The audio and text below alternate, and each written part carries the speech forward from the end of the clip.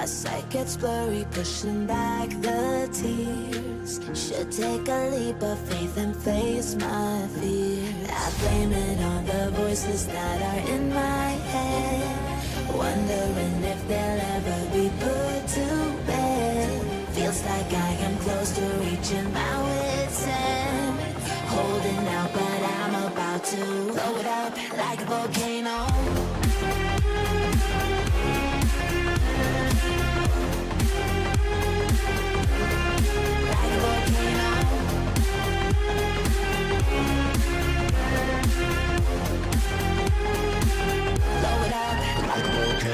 What you do, what you do, what you do to me? Can't you see what it means when you set me free? What you do, what you do, what you do to me? Can't you see what it means when you set me free?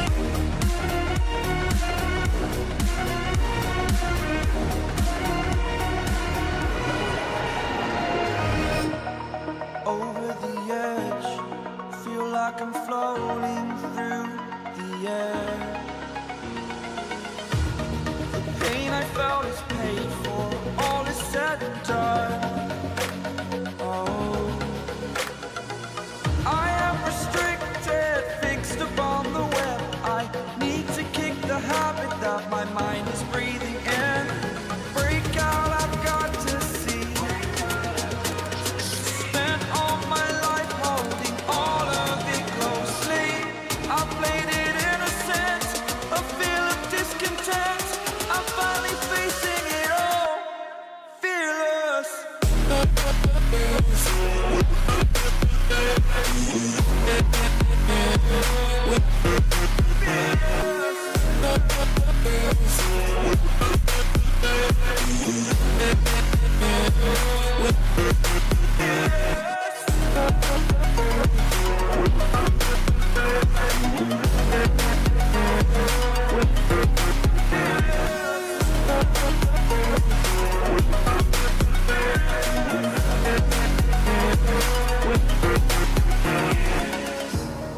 Burning the bridge that keeps us.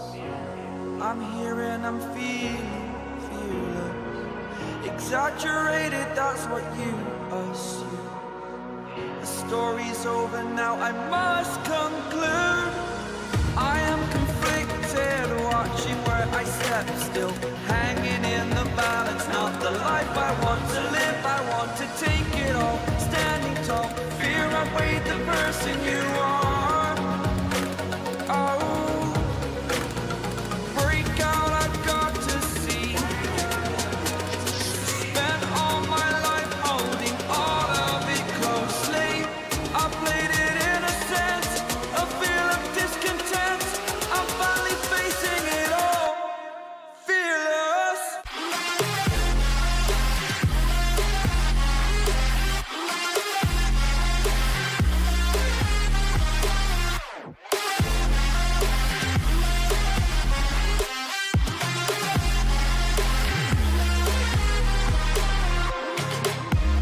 Let the darkness take control.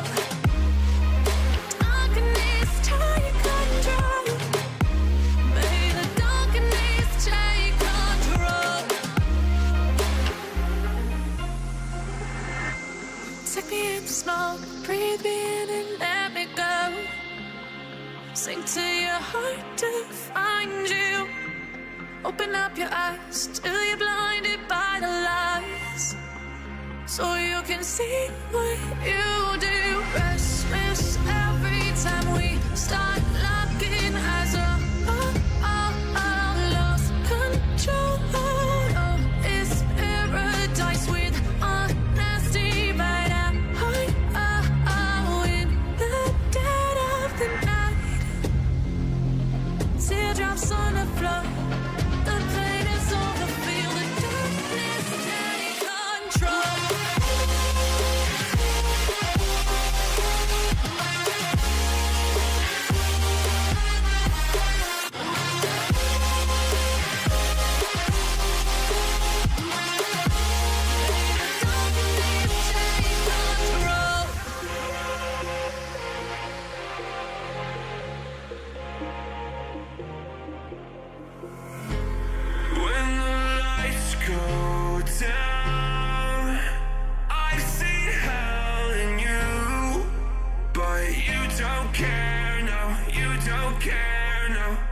just rather watch me fall from a quarter mile. I can see you at the call. Think about it, ring won't tell you what I saw. When you break it off, you'll see who had it all. You had it all.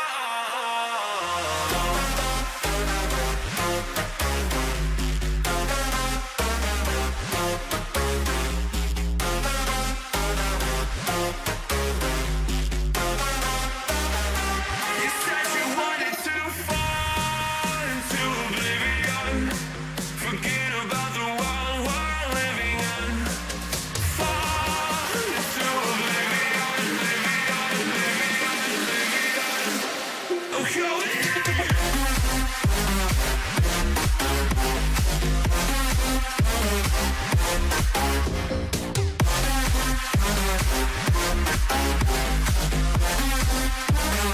fall into oblivion.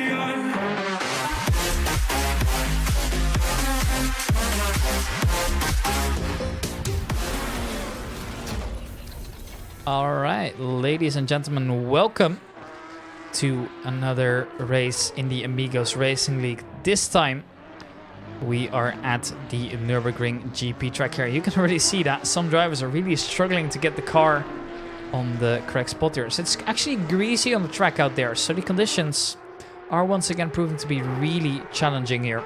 Gisa having a little bit of an easier time compared to Thomas Merrifield in the beginning here, but you can see that everybody's kind of struggling for gripper. As always, I am joined by Alex. Good to see you, Alex. How are you doing? Hello, hello. Very good, my friend. And how are you? I am quite alright. I mean, I've got no voice left, basically. I'm surviving on these ginger shots and these, what do you call those? Like those herbal things you like suck on? I don't know what you call them. Pastilles? Pastilles? lozenges? Yeah. I think so, yeah. I don't know. They're what gets me through the day. But, you know, other than that, I am absolutely brilliant. It's good to be back on the mic for Amigos, as it's been a while. As it's safe to say that all the drivers out there are currently struggling on a quite greasy track. Which is once again just how we do it normally here, right? The conditions tricky. This time a night race as well, which isn't going to help you at all when it comes to visibility and such. So I am expecting a hectic race here. That's good. I mean, there's nothing wrong with the hectic race. We saw a little bit of that last week, but not too much with those wet conditions. This time, dry but greasy, I guess you could say. Yep. I forgot to launch the screen share, by the way, so I've launched it now so you can actually see what I'm looking at. Okay. Incredible. I forgot about that. I don't know how I forgot about that, but... I'm working so far. Well, it's a nice, easy qualifier at the moment, so... Yep, only 10 cars on the grid. The Porsche Cup's going out first, as per usual.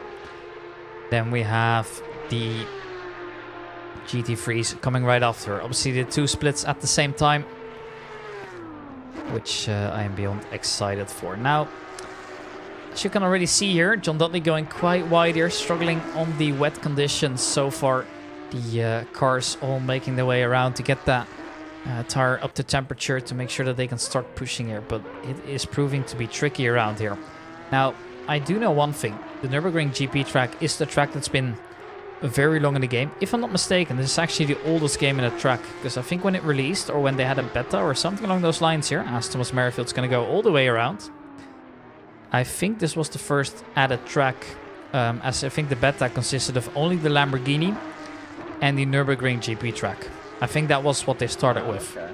So it's a track that some experienced drivers will be very familiar with once this game first came out. Probably So, expect to see them taking a bit of a more optimal line, maybe, because they've had so much time to practice on it. I mean, they've got their experience, but the game also changes fairly often, right? So, for example, when the Nürburgring came out, we had a complete physics overhaul because the curbs on that track are just so unforgiving compared to how they are on regular tracks, right? Like the GP version. Obviously, as demonstrated as well during the Nürburgring 24 hours, which I'm not sure if you followed, but Mildly. it was a little bit messy, and obviously we only got like 7.5 hours in total, I believe. Right. There was fog, which is a very common theme here. Can you imagine as well, though? You're going to an Yeah, you're going to an event, and you're there the entire time, right? It's a 24-hour event, and you only get to see like 7 hours of racing. That blows, dude. I hope the ticket price isn't too high, because I'd be. Yeah, I think they're fairly expensive. I think they're like cheaper than, let's say, like Le Mans or something.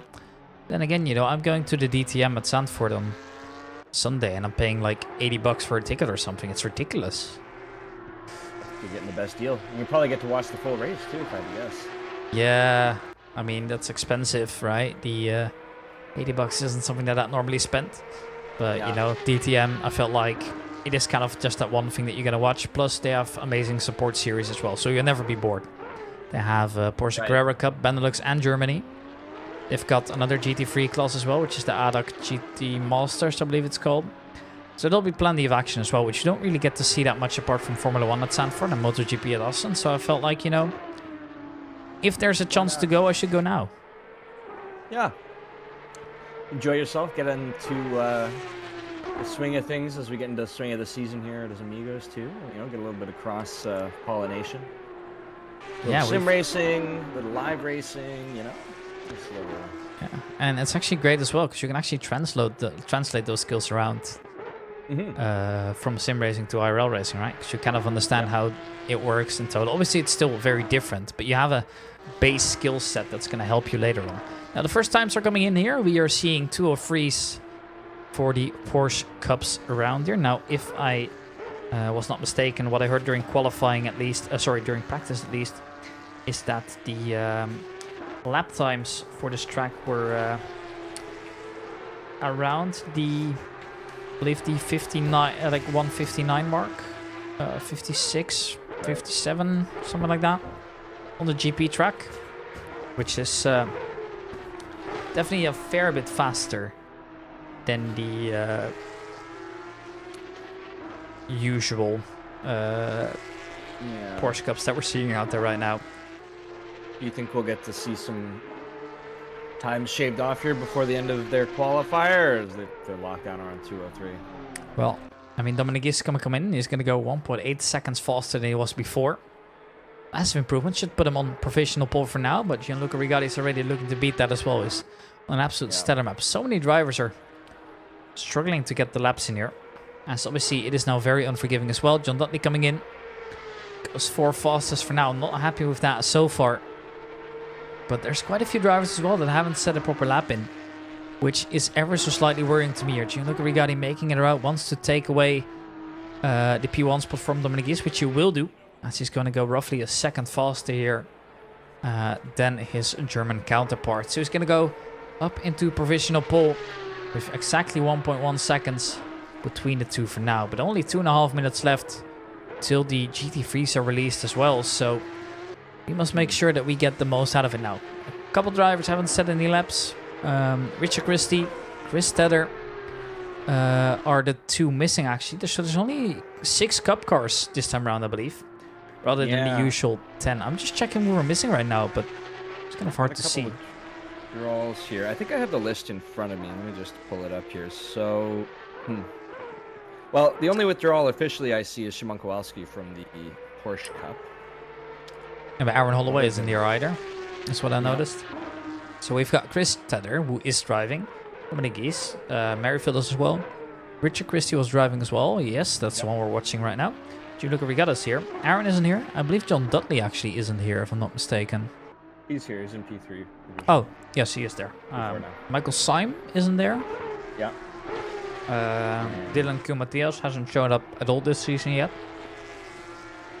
And then Szymon Kowalski, as you mentioned before. So we're missing a couple here.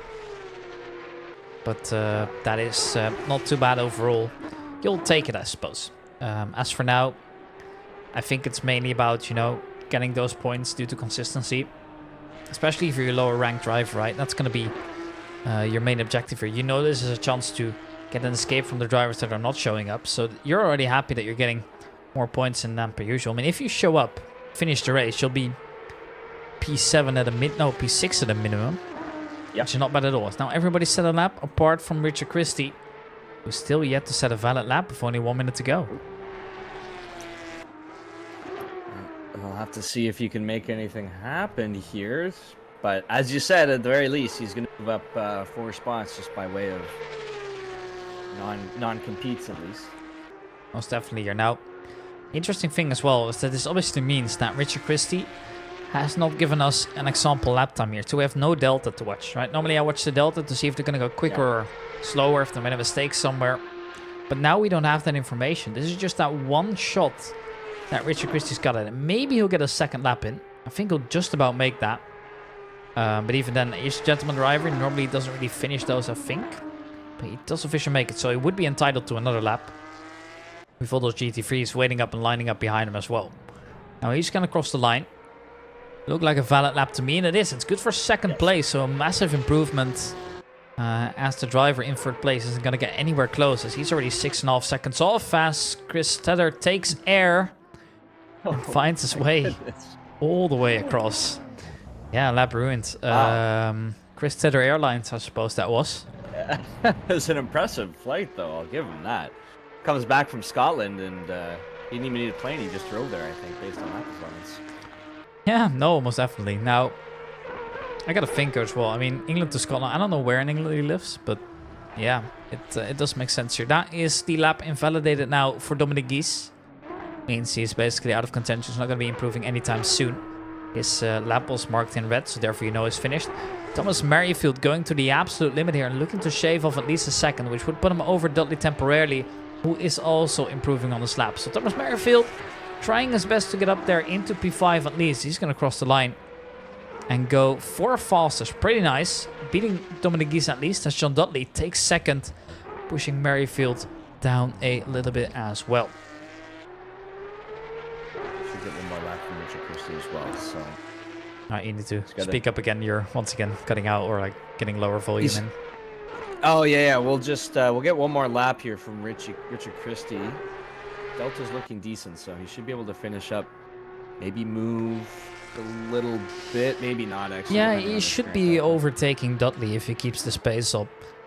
He won't be beating Rigatti, but I still think this is a good improvement from him anyways. So I think this should be good for a second position if Richard's able to make it across the final couple sectors here, as all the GT3 drivers are now out on the track as well. Gianluca Rigatti still in there, just getting some extra practice in. He's going to come in by the end of the lap as well. Richard Christie is finishing up the lap, and with a 1.6 second improvement is good for second position in his class respectively. Now it's time to see what the GT3s can do. Take a look and see who we have here. Our Polish friend Damian Konchik, who I'm checking out at the moment. We'll have to see what he can do. He was setting some decent lap times in the free practice. See if that translates over here to qualifying. Well, it should. He should have that consistency built up over time. Even if he doesn't beat his practice time, which I think he will beat, because most of the time you're on race fuel during free practice. But obviously that goes for everyone, so that kind of counters the effect of it as well. But even then, he was rapid, and I think he's one of the drivers that I expect to do really well here. As one of the drivers gone off there, has reset it into the pits. I'm not sure who that was. It was kind of hard to catch from this view. Although I do know one thing for sure. The drivers out there are going to do their absolute best to have a great race so far. I am currently aboard with Konchik still. Making his way through the lap here, as most of the drivers are just going to enter their fast lap just now here. Emma Plate, for example, making his way through. And is now starting that fast lap as well on his Ferrari 296. So everybody's out there on the track now. Just going to be a matter of time until they've got their warm-up lap done. And they can start with the real deal here. Yeah, it'll be interesting to see. I know you're checking out Konchik before the race. I'm going to keep my eye on Aaron Sparks as well. We always like to talk about Mr. Sparks. We were just chatting about him before the race. See how he does. Any other big notes you want to watch for? Any other players? All right, well, if I get a just look at what we've seen recently here, I've got good hopes for a couple of drivers here. One name that pops to mind that I really enjoyed watching last time around was Britt Batiste. He had the most behavioral warning points by a big margin, but he was fighting for his life, which was really incredible to see. And with the Ford Mustang here, it's going to be interesting as well, because we don't really know that much about the car. It's a new addition to the game. The BOP for it has not really been balanced enough yet, because the sample size isn't as good as it's supposed to be yet. So we're waiting for more drivers to get laps in the Ford Mustang. But I am, interested to see what it's gonna do this race around here. I just noticed as well the driver behind him. Gotta really quickly check who that was behind Batista. I think that's Zaural. Yes, he's got a new livery, it seems. Going with a bright pink and gray and white livery here. That's style I'm sure you enjoy. Yeah, I don't know who else would race in a pink, black and white livery. I can't name a single person who would ever do that. Not yet, anyway. As of Sunday, perhaps. Maybe. As of Sunday. Well, Sunday I'm at Zandvoort, so I won't be making it, but the week after I will. Oh, the next Sunday. Okay. Yeah, Zandvoort is still a solid 2.5 hours away from me. So yeah, that's a bit of a travel journey then. Yeah, so that means I want to see the whole program, so I'll probably be home by like 10 or 11, and the race is at 3, so I'm not making it. That's for sure. I don't think so. I wish. No, that's. Looks like we have our first few lap times here. Not sure if these are going to be our fastest laps, but they're already bounded around minute 54. Yeah, and I think there's a good reason, because when I pointed out the times during during free practice, and as well as pointed out the times during qualifying, the track was a little bit wet still. Now it is completely dried up here in those conditions. So therefore, I think it's safe to say that the lap times coming in are just going to be improving here. Now, if I'm not mistaken, the current fastest lap time here was a 1:55.832 in the GT3. But that does take into consideration, and that was pretty old, and they don't officially race the GT3s around this layout anymore. Ah, okay. So it is not. It's quite an old record. I believe it's like from 2016, if I'm not mistaken. So times the cars have gotten faster over time. Cars have been balanced differently. So it is not completely accurate here, but I was like, I could just look at the DTM time as well, but DTMs are actually slightly modified as opposed to the GT3 cars, so that wouldn't be a fair comparison either. And, well, I mean, you could always look at the Formula 1 lap record here, set by Max Verstappen, which was a 1:28.139. I don't think we're going to be reaching that today. Yeah, you could look at it if you're interested. It's not going to bring you anywhere. Now, if someone does beat it, then we really got something to talk about. Now, I found something out as well here. I am currently watching Cesar Petruzella, a new addition to the grid here. Not even on the driver's sheet just yet, but he is a driver for Paragaro Racing, a name that should ring a bell by now, as obviously that is also the same livery that Tommaso Bocci uses, as well as his usual teammate Gianluca Rigatti. So the Paragaro Racing squad has been expanded by a little bit, and is growing on the grid as well, which is really awesome to see. I am currently watching Tommaso Bocci live drive around the circuits as I'm having a look at the deltas here to see if there's anybody looking for a big improvement. One man that could do that is Dan Pickles here, is making his way through the final couple corners. Currently good for 0.4 of a second of the qualifying pace, which would put him a little bit further ahead. It could push into P13 maybe. P12, he's got a nice exit, but it seems to have kind of slowed down towards the end of the lap here. Still a 2.5 tenths improvement will push him up to a solid P12, I believe that was. Was that? No, that was P15. Yeah, 15. As he was P14, but he got pushed down immediately afterwards. I'm currently watching Alan Noor here, who's also improving his lap by quite a big margin. Currently set in P22. Is now looking to improve on that lap time a little bit later as well. Times are going to be coming in soon. And he's currently good for 1.5 seconds improving, making his way into the last couple corners here. The NGK chicane. He's made his way through into Coca-Cola he goes, and then on that throttle to ensure he gets the best lap time on that. But that looked really fast, and I'm actually backing that up with statistics here. It's going to be having a massive improvement, but it's only good for P19 here, which just shows how competitive the field is. A massive improvement, but still not getting him towards the top anytime soon. No, we'll have to put in a few more of those if he wants to get anywhere near the top of the class there. One of the few to make such a big improvement, though. We were watching Tommaso Bocci, and he moved himself up from 14 to P9, so he did jump quite a bit into much better position, so keep an eye on him during this race as he continues. Delta's a little tough for him at the moment, but he gets up to a 1/10 of a second, so still could possibly be something there. This is a good improvement. Now, we just saw Adrian Hanewich going off as well, making a small mistake into that same chicane. It is a tricky one, and the thing that makes it so tricky, and the thing that catches me off every time, is that they use a slightly different chicane for the version that goes onto the Nordschleife. So if you're used to that, it's like such a subtle change, because it's like 5 meters, but that catches you off braking. What I've noticed. I think it's slightly tighter as well on the GP layout, which definitely doesn't help. And with the lap times here, I am watching David Hill. So am I, yeah. Massive lap. Yeah, this is huge. 6/10 quicker than he was before. Making his way into the final chicane here. Looking good still. Did lose a tiny bit of time, but still should be good for a potential P3 here, I should say. Don't think he's going to reach the times of Elliott Watts just yet. It's going to be a massive improvement from David Hill, and therefore kind of securing himself in P3 for now. Yeah, he did lose 2/10 on the last couple turns there, but still managed to move up, so that's all that really matters. As the rest of the field is pretty low on the deltas in this top 5, so it's not looking like it's going to be too much movement here unless we see another performance like that from old Davey Hill.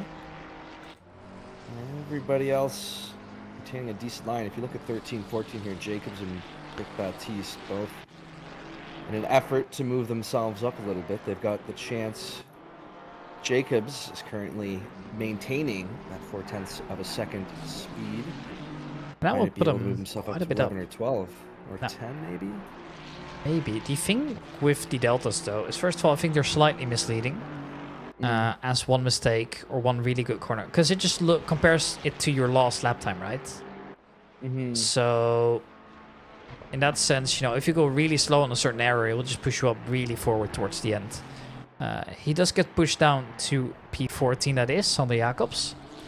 Is now making his way through the last corners of the track as well. We'll see where that brings him. And it will be a improved lap, but it doesn't seem to be an improved position here. No. Which is unfortunately a little bit unfortunate here. Now we see that Baptiste was out there on the lap as well. He's kind of slowed down a little bit here. Still looking to improve that lap though, as he's currently 2.5 tenths quicker than he was before. Coming into Coca-Cola, he loses a little bit of time on the chicane. It's going to be ever so slightly improved corner here, but he's really quick on the exit of that corner. He's going to be making up a lot of time there, pushing himself into P13 for now. I just moved him up 2 positions there, I believe, so really made up for it on that last corner, I think. Yeah, most definitely. Zarrell goes 9 fastest from P17, a great improvement by him as well. A couple tenths quicker there. As now he's just waiting for the faster laps to come in again. We're seeing a lot of drivers not improving on their lap time anytime soon. It seems like the Nurburgring is one of those tracks where you hit your ceiling really easily, but then it's kind of hard to push over that ceiling, if you get what I mean. 100%. Well, most of the drivers are their longer lap times now that they've set their pace. Yeah, but it is getting colder out there, which isn't helping at all. Yeah. We went from 17 to 15 now. I think we started off with 14 in the rain, which is obviously also less than ideal. Well, it's not raining, it was just still wet. Now Matthew Gamble here, he's on a stellar lap, 8 tenths quicker than what he was before. Yeah, he's going to be real quick on this. Just all depends on the exit of the corner. Could even be good for making up a second. Well, it's not going to be just that, but it is going to be 8 tenths improvement, pushing himself into P4. A front spot for the Mustang, which is something that we really haven't seen before. Yeah, the only one of 2, I believe, on the field today. Yeah, the only one of 2, so... Matthew Gamble, Britt Baptiste. Yeah, those are the only 2. Up in P4, so proving that it can be done and it can be a competitive car if driven right. Yeah. Now suddenly the deltas are coming up for most of the drivers. We're seeing a lot of drivers about to improve, or at least on a lap with potential. This is Nero Eric, somebody struggling to get it around the last corner. Goes a little bit too wide and throws away that half a second gap that he had compared to his previous time. That is such a shame. Yeah, to set a good fast lap, you got to be quick everywhere. And unfortunately, Nero Eriksson wasn't that just now. So he's going to be trying again later as car number 27 has come to a stop and reset it into the pits. That's Starkwood Jr., who finds himself into the pits once again. And time is running out there. There's only 5 minutes left in qualifying to try and set some improvements on your lap. But I think now we're going to see a couple improvements towards the end of the session here, as we always do here at the Amigos Racing League, of course. And, well, it's only time to find that out here. We've got a couple drivers on fast laps. Hannah, which is one of them. Emma Plate coming right up to the finish as well. Apologies, I don't know what you said there. I kind of interrupted you. No problem. I was checking out Sander Jacobs, or Jacobs, as you put it, making a nice 7/10 improvement here. Trying to keep that up, hovering around that mark. Could see some improvement. He's already tried a couple times, but still hovering around the P16 mark at the moment. So field around him improving just as fast as he is, if not faster. I believe he was up at P13 earlier. So if he can keep this 6/10 up, he will jump once again 3 to 4 spots. Coming out of the corner here, does keep it up, maintains the pace. That's going to be good for 3 positions up to P13 for Sander Jacobs. Yeah, now Nico Handke, he was on a really quick lap, and unfortunately had gone over the line there, invalidating his lap, and now he's decided to take an alternative exit to at least gain a tiny bit of time here on the straight, just lining up the exit a little bit better. And, well, that's just how it is sometimes. And, well, pretty nice if you ask me. And, well, this is another driver to watch then. Mikola Zaurel coming around the last corner, already a second quicker than he was last lap. He's losing a tiny bit of time over towards the last corner, but still a massive improvement to go P5. What a great lap. I didn't catch much of it there, but Zaurel's been doing that all qualifying so far, just jumping himself up by quite a big improvement. So definitely going to have to keep an eye on him over the course of this race. Speaking about jumping up, Tommaso Bocci from P12 to P80 goes. Very nicely done as well. As now it seems like the AM drivers are the only ones really improving. I feel like everybody's kind of hit their, you know, absolute pace. Some drivers are pushing it a little bit over the limit now as well to ensure they're going to do well. Terje Fredriksson, he was really good last time around, won the race in a very convincing fashion. Now is to take 15 seconds worth of penalties around just for having that success in the last race. Goes third fastest with a small improvement to the lap, but not to the position as it seems like.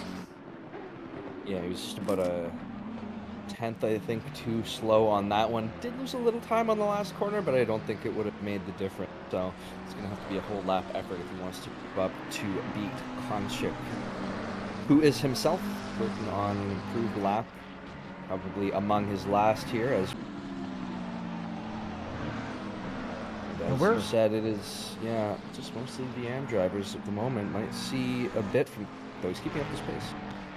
Yeah, everybody's kind of hitting that safe zone right now where they're just at their limit safely. We're seeing a couple drivers still improve, or at least have the potential for 1 or 2 tenths, but generally things should be set in stone as car number 13 has come to a stop over to, I believe that was the Warsteiner curve, I could be mistaken. And he's parked it seems. He's not reset into the pit just yet. It's actually Tommaso Bossi. He's got the car going again. But you can say bye-bye to a good lap. And oh, look at this here. Damian Konchik. We're going to stay aboard with him for just a little bit as he's improving by 0.4 of a second already this early into the lap. I think this might just be the lap to do it then. I mean, he's so far, he's been so far off the pace. And now towards the end, he's gone 0.005 of a second slower. And now with half a second improvement on the line here, this could be a potential pole lap coming in. It would push him into P1, and with 1 minute remaining, he's in a good position. But look at Elia Watts now, also making a case for himself, trying to keep that P1 position, but he's got to drive a bit quicker than he is now, as Konchik coming in on the last turn, looking to finish here. This is the make or break, and he's going to lose a bit of time and make it up on the last corner. Looking to go in here. This will put him into P1. Nicely done by Damian Konchik here. A stellar lap when it matters most. Absolutely awesome. Now, this is the greatest thing about those qualifying sessions, right? They're just so good to see. Everybody's been improving so hard. And I personally can't wait to see what he's got for us during the race as well. He's put down Elliot Watts. He's not able to get out there again. So from Elliot Watts, he's safe. He's into the pits. He can't get a warm-up lap done in 10 seconds anymore. So time is running out. All the drivers are going to be finishing their lap mainly. Plus Zara giving another shot as well. He's currently roughly a 10th quicker than he was last time round here. So maybe in contention for a position swap with David Hill. He's got to come from very far, splitting it to the absolute limit. Just see how much of the curb he's taking there. Car basically jumping up into the air, but he's gained 0.3 of a second for now. Got to get on that throttle. It's a little bit slow on the exit, it appears. Is going to get it down to 0.2. Will it be enough to overtake? Yes, it will be. But don't celebrate just yet here, as David Hill's still out there on track as well, and he's looking good to improve. Yeah, David Hill's got to pick things up a little bit, but I'm checking out Fredrickson too, because Fredrickson has the chance to take P2, dropping Elliot Watts down to P3. So if he can keep up this pace, Elliot Watts is going to lose 2 positions here, just as qualifying comes to an end. Yeah, well, as always, it's always the last lap of qualifying. Don't ask me why this is. It's the rule of qualifying. The last laps always shake up the entire thing. And that appears to be the case this time around as well. I tell you, Fredrickson coming around. Final corners. He's going to do it. Puts himself P2. Not quite there at the front. But still a massive lap as well. Konchik, no improvement coming in. So, yeah, he's going to stay at where he is. Then we've got car number 91, who's currently on the dot for an equal lap. But he's got 0.4 to gain a position. So I don't think he's going to be able to do that. And there's only one driver behind him that he could try and drive himself safe from. But still, that's good for the confidence. Not going to gain any positions. But that's just how it is. As it appears that David Hill might have been blocked on the lap there. I think that has actually happened. So, yeah, that's not too great. He's actually come in now. And he's decided to not finish the lap. All right. That brings us towards the end of the qualifying here. We're going to be back in just a moment when the race is about to start.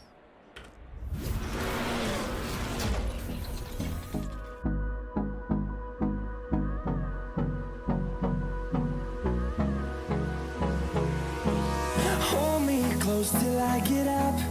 Time is barely on our side. I don't wanna waste what's left. The storms we chase are leading us, and love is all we'll ever trust. Yeah, no, I don't wanna waste what's left. And on we'll go, through the wastelands, through the highways, till my shadow turns to sun rays. And on we'll go, through the wastelands, through the highways. And on we'll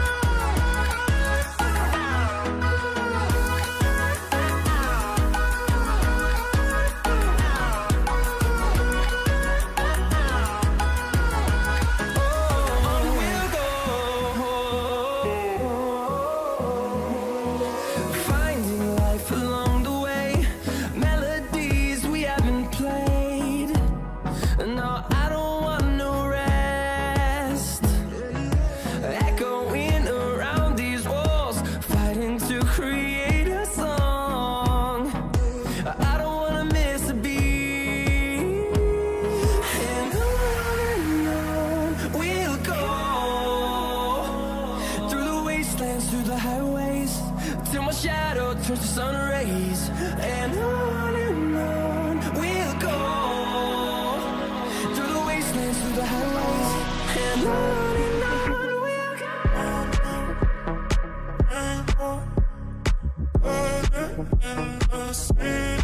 rushing through me.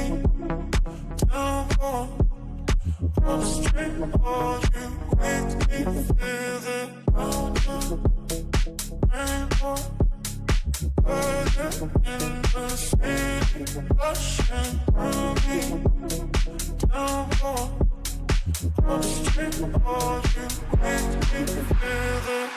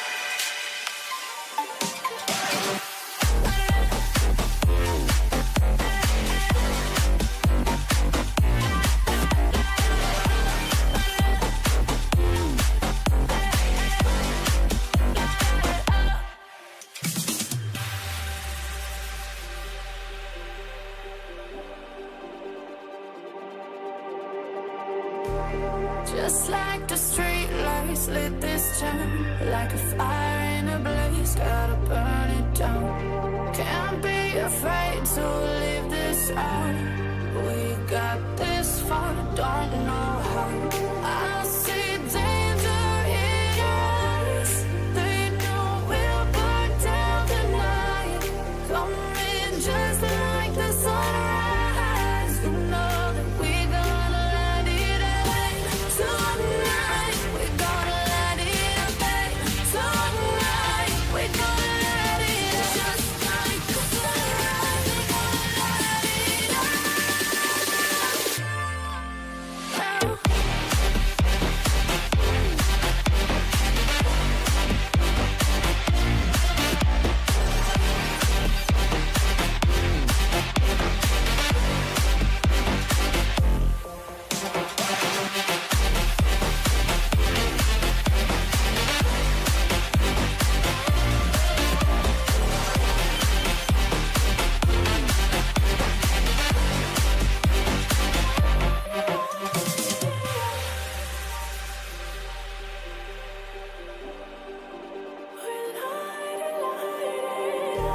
Just like a spark that's breaking out.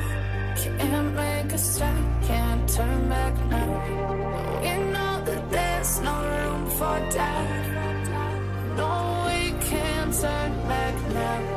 I see danger in your eyes. They know we'll burn down the night. Coming just like the sunrise. You know that we gonna light it up tonight. We gonna light it up tonight. There we are again. We are back here, ready to race. All the drivers are getting off here. You can see the penalties are being applied here. The success penalties, of course, for the drivers that have come first, second, and third, respectively, in their class. But also a couple extra penalties. For example, on Britt Batiste, he's got himself a penalty that he's going to have to take into consideration. 25 seconds for not behaving nicely enough during the race last time round. Silverstone obviously was a little bit of a messy race towards the end. It was quite alright, but some drivers have made mistakes and have pushed off others. So that is going to play a factor into this as well. But time will tell. The official ruling, by the way, not being nice enough in the race. I mean, just with that, I mean crashing or causing an incident, or blocking somebody, for example, into a wall, whatever it might be. Unsafe rejoins, everything that can cause a collision, I guess. And generally speaking, unless they've got a penalty, that they didn't serve, and then they disconnect, well, that's going to be brought over. But also,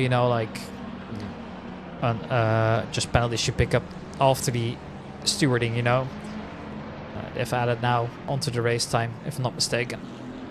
Yeah, time will tell, I suppose, how this one's going to go down. Here you can see that the Porsche Cups are just kind of doing their own thing at the back here. There's only a couple drivers involved. For example, Petruzella, who actually had a tough moment during qualifying, and has just been standing there basically the entire thing. I didn't notice him on that, no. Yeah, time will tell to see how it goes, I suppose. Everybody's just lining up here. Konchik in prime position to take victory here, as he has no penalties to serve after becoming, I believe it was P4 last time round. Which is great to see as well. Oh, right, yeah. So he gets to start the race and feel quite good about it. Maintain that position that he's in, and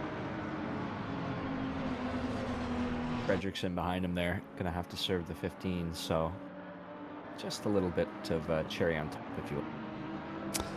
Yep, absolutely. Now, time will tell. Say what happens, of course, but at the moment it's just it's a matter of waiting now as everybody's making it through here. Obviously, this is also where your heart's racing, right? You know the pressure's on now, despite these drivers doing it for a long time. But also know there's something on the line here, right? You've still got your honor to protect. For example, people will expect drivers like David Hill to do well after winning a championship last time round. Yeah, and well, the adrenaline starts pumping either way, I think. So no matter how good you might feel going into qualifiers, now's the time to wake up and get a bit of energy. Yeah, so once again, taking you through the order as we are making it through the final couple corners there. Konchik, Fredrickson, Elliott Watts, Sauerel, Hanewich, David Hill, Matthew Gamble, Tommaso Bocci, Darkwood Jr. and Nico Handke to round out our top 10 here. We are approaching the start-finish line here as the first drivers are about to go over it, and the lights will be green. We are underway for the 75 minutes of the Nurburgring here, and it seems like everybody's gone away quite well. You can see that advantage that the Mustang has just due to its raw power. It's immediately going for a move onto Zaurel, that is. It's quite tight, and there one of the cars gets bumped around. It was one of the QRT cars, so it's one of the Dutchmen that was involved into that one. I am unsure who it actually was.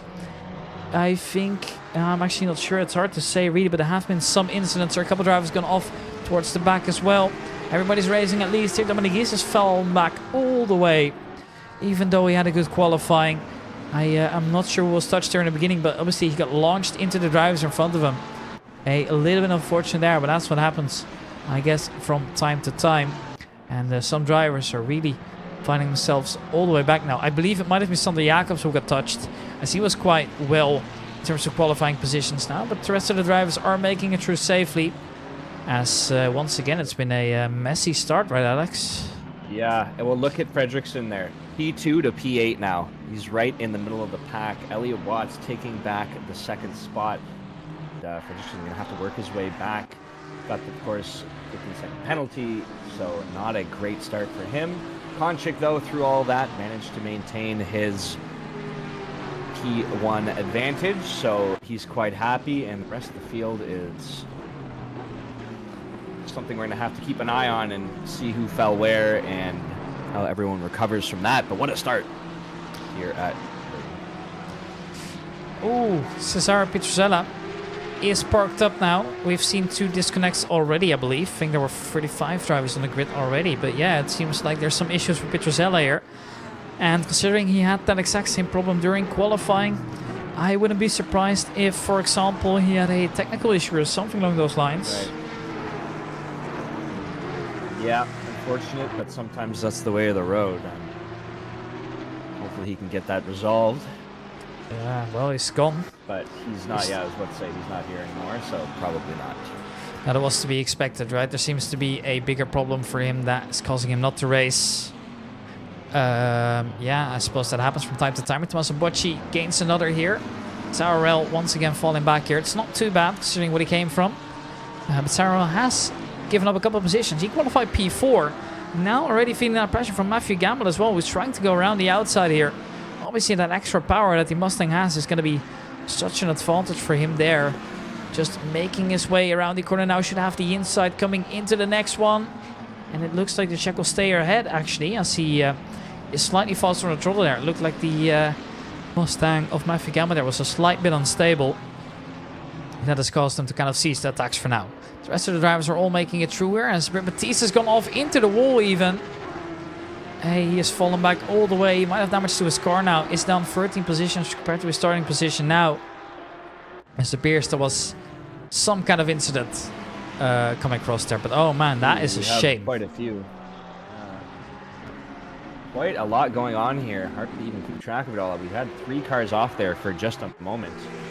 And Aaron Sparks among those who fell back, now near the back of the pack. Darren Christie and P5132, respectively. Yeah, he had an incident as well, right? You can see that the game still says he's P21, which was a position he was racing in. But that means he's been involved in an incident or one. And I am unsure what has actually happened there, but time will tell. I suppose we'll probably hear from him a little bit later. But yeah, now Aaron Sparks all the way back here. Now also has to fight his way past the Cup cars, which is going to prove to be a challenge, of course. And here another incident. Oh no, something's happened there all the way at the back. I wasn't able to catch who actually got involved in that. Kari-Matti Nikon is all the way around. Let's just do a replay onto that one. What's actually happening? It's hard to say. I put the replay on for 30 seconds. See what happened there then, but that looked a little bit chaotic here. Making his way through, everything looked fine for now. The chicane was no problem. Everybody else making it through as well. Now he goes for a move. No, doesn't stick it. And then suddenly there's a car just parked up in the road there. And then so many cars collected in that as well. That's once again, I believe, one of the Dutchmen involved. I am unsure what it actually was. But Jacobs oh man. dropped all the way back to P29. Yeah, that must be Jacobs. Must be. He is still fighting to work his way back. Now he has the Cup cars, the amp split, and he's just not in a great position. He's not happy. I wouldn't be either. I think there's a few of them. We're down to 31 drivers on the field, so they're dropping out. More had someone through the pits as well. I missed that one. It's been quite the start here. Yeah, it's somebody got pushed into the pits actually in that incident with Kari-Matti Nikon. Interestingly enough, that was really interesting as well, right? Somebody just got pushed into the pits, and that's kind of way to get out. Because driving through the pit will take so much time, especially when you can't serve your pit stop. Yeah, that would have been a great sign to sign it, right? You know, if you're pushed into it anyways, might as well get up into clean air, but no. Yeah. I believe it was Sander Jacobs involved now, as I just remember that, if I'm not mistaken, Emma plates using a different livery. So it most definitely was Sander Jacobs involved in both incidents, both into turn 1, where he got pushed into the other, as well as the second incident, where it looks like he was the one getting bumped around there as well. So a little bit chaotic here, and Sandy Jacobs is once again losing a couple positions here. This time it's Darren Christie to go around the outside, and also the Ferrari of Kari-Matti Nikkanen coming around the corner. It's not been a great race so far for Sandy Jacobs, and he's got plenty of time to make it up, of course. But oh man, it's been a tough start for him. From all the drivers, probably the worst he could ever imagined. Yeah, a lot of strange faces at the back of the pack here. As Nikkanen, I believe, won our AM split last week, or he was up there at least. Yeah, that was it was Gianluca Rigatti in the Cup cars, and it was Kari-Matti Nikkanen who won in the AM splits. Now, not only does he have a terrible race start, he's also finding himself having to you know get rid of that 15-second penalty that was added onto him to make it more fair. So, oh man, has it been tough on him so far. And well, Richard Walker here, he's Dark was doing quite well in one of the only Lamborghinis that we've got on the grid. So we're seeing less Lamborghinis this time around. We're also seeing less BMW. So the BOP is also taking its toll here. We're getting a different field compared to what we had in season 15, but I'm all here for it, as I do know one thing, that all these drivers, no matter what car they're in, they are rapid as hell. Yeah, just watched Chris Tedder went off there a little bit, so he dropped himself down about 5 positions, I believe. I was just about to compliment them on the overtake, but yeah, no, I guess it's deceptive sometimes, right? I believe, yeah, in the airfield here, losing a couple positions as well. It's just chaos here on the track. Pit window is open. And I saw Harry Howard take a pit, so he might be the first one to serve it. Yeah. Yeah. Served it immediately, so got back out on the track faster, I suppose.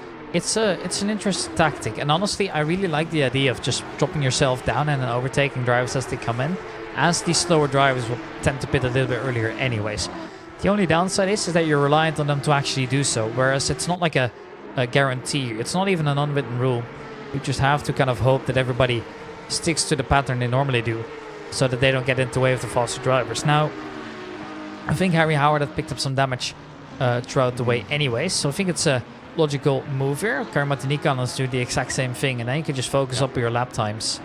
But still, it seems like such a big burner right now, right? Kari-Matti Nikkanen is going to come in here. Look at how far back he is towards the rest now. He's going to come in, serve 15 seconds of extra penalty, serve his fixed fueling time, which is set to 25 seconds if I'm not mistaken. I just don't see him coming back anytime soon. But then again, 65 minutes to go, and that is a very, very long time. It's a lot of time to work with, but you're working out of such a hole, and you got to find out some sort of way. I mean, you have the other pit stops to rely on, which is always nice, but that, you know, that's not going to guarantee it too much, and especially if you can't make some headway prior to all those pit stops happening, then you can just see us. Ooh, dive down the inside for Dan Pickle, but he doesn't make the corner. He only just barely does here, but in the end, it will be Emma Plate taking back the position here. A good move from the Free CD driver there, but a little bit too optimistic. That'll mean he'll have to try again later, but Dan Pickles is on a roll right now. He's looking to improve. I mean, he came from P18. Obviously, thanks to the incidents, as well as some overtakes, is made all the way through, whereas it will be Terje Frederiksen to move up another position, as well as RL will have to fall off once again. But Frederiksen, he started P2 as well, so it's safe to say that he is going to be a little bit unhappy with how the start went anyways. Konchik is just safely in the lead right now, trying to build up that gap just a little bit later as well. Darkwood Jr. then on the back of Jack Christie here. Is he going to make a move around the outside? He's going to try sticking around, but does he do it? Well, going to have to come a long way, and decides to cut across and try again later. Maybe on the exit, side by side DR, hoping to take an alternative line, but I don't think it's going to happen. So Jack Christie lives to fight another day, or actually, there he goes down the inside again. Wants to give it a shot, and Richard Darkwater Jr. has left the space by Jack Christie, and he immediately capitalizes. The American pushes up to P30. Nicely done by Richard Darkwater Jr. Some good battles going on here as Britt Baptiste looking to make a move, and he is going to get past Dominic East. work his way back up a little bit, up at P18 now after I believe we were watching him in P29. So quite the battle to work his way into position here. He's just about to get through if he can get past the next few drivers, the AIM Split and the Porsche Cup cars. So ways to go, but he is working very well. And Albert Baptiste is a driver you expect to be up there with some of the faster ones, right? So we expect him to push up a little bit. But you also got to keep in mind, even though he's recovered from the incident, he has still got 3 positions to gain before he's even back in his original starting position. So he's still got very long to go. And obviously all the penalties marked in red here, they're going to help him a lot to gain a couple positions over the slower drivers, especially when they get served early and he doesn't have to actively overtake. The Porsche Cup cars shouldn't be a problem to overtake either. But even then, it's a very pessimistic outlook for now here, but I think with just enough time he is going to do it. Whereas I have questions if drivers like Kari Martinikana will be able to do it. I am almost certain that a driver like Britt Baptiste is able to make up at least a couple positions to finish somewhere around, let's say, the P9, P8 mark maybe, if he's having a good race, which he definitely is. I mean, the lap times for him actually aren't looking that terrible. So sure, he's not up there with the fastest drivers just yet, but he's improving consistently. So for me, I think it's a great sign for him nevertheless, and it's just a matter of catching the group ahead and escaping from the group behind you, which he is doing right now, as you might have noticed as well. Oh, go on. That 25-second penalty, though, that's going to hurt us. Yeah. Eventually, at some point in the race, when he makes the mandatory pit stop. So that's, I'd say, his biggest obstacle right now is he's going to have to basically do this twice. Once for unfortunate starts and once for penalties from last time. But I don't think you're wrong. I think you're correct, actually, that he can make up some headway here regardless. I'm just going to remind you again to think of your microphone, as all the drivers are just doing their own thing right now. It seems like we've got a nice group going on here, being led by the Porsche Cup car of Dominic Gies. Then it's Alistair Wright and Chris Tedder tagging along. So actually, during race pace, the cars in the Porsche Cup class, as long as they're hitting their consistency, which is the trickiest part given that it's a Cup car, they are still doing so well to keep up with the pace of the GT3. So they're not getting in the way too much here. Eventually, sure, they get past, but for now, I mean, they're just fine doing their own thing.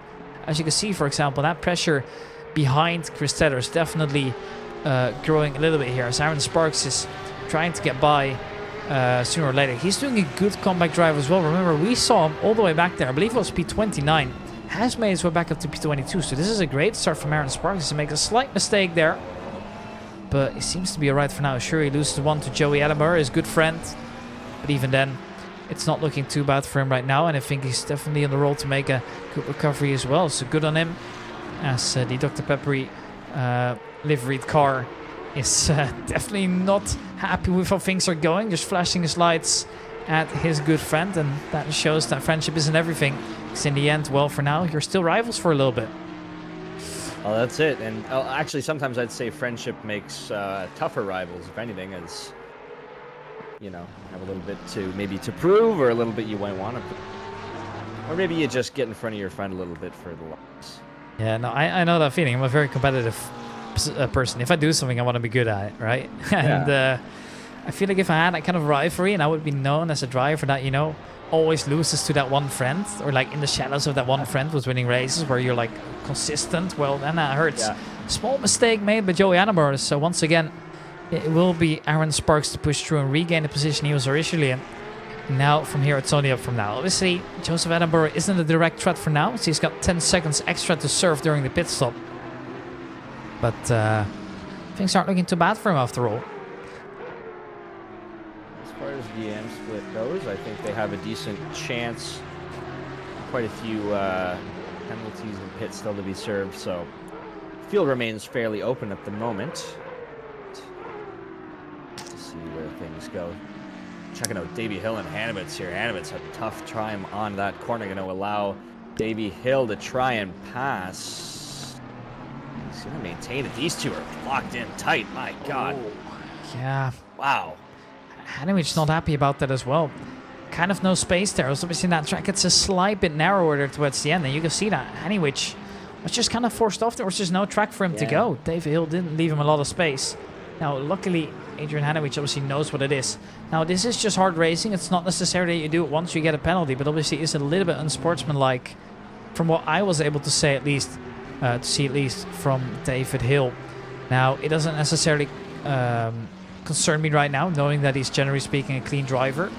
But Adrian Hanowich won't be happy with that at all. And now he is going to be trying to gain that position back from Adrian Hanowich, from David Hill right now. But it seems like it's just ever slightly too far away.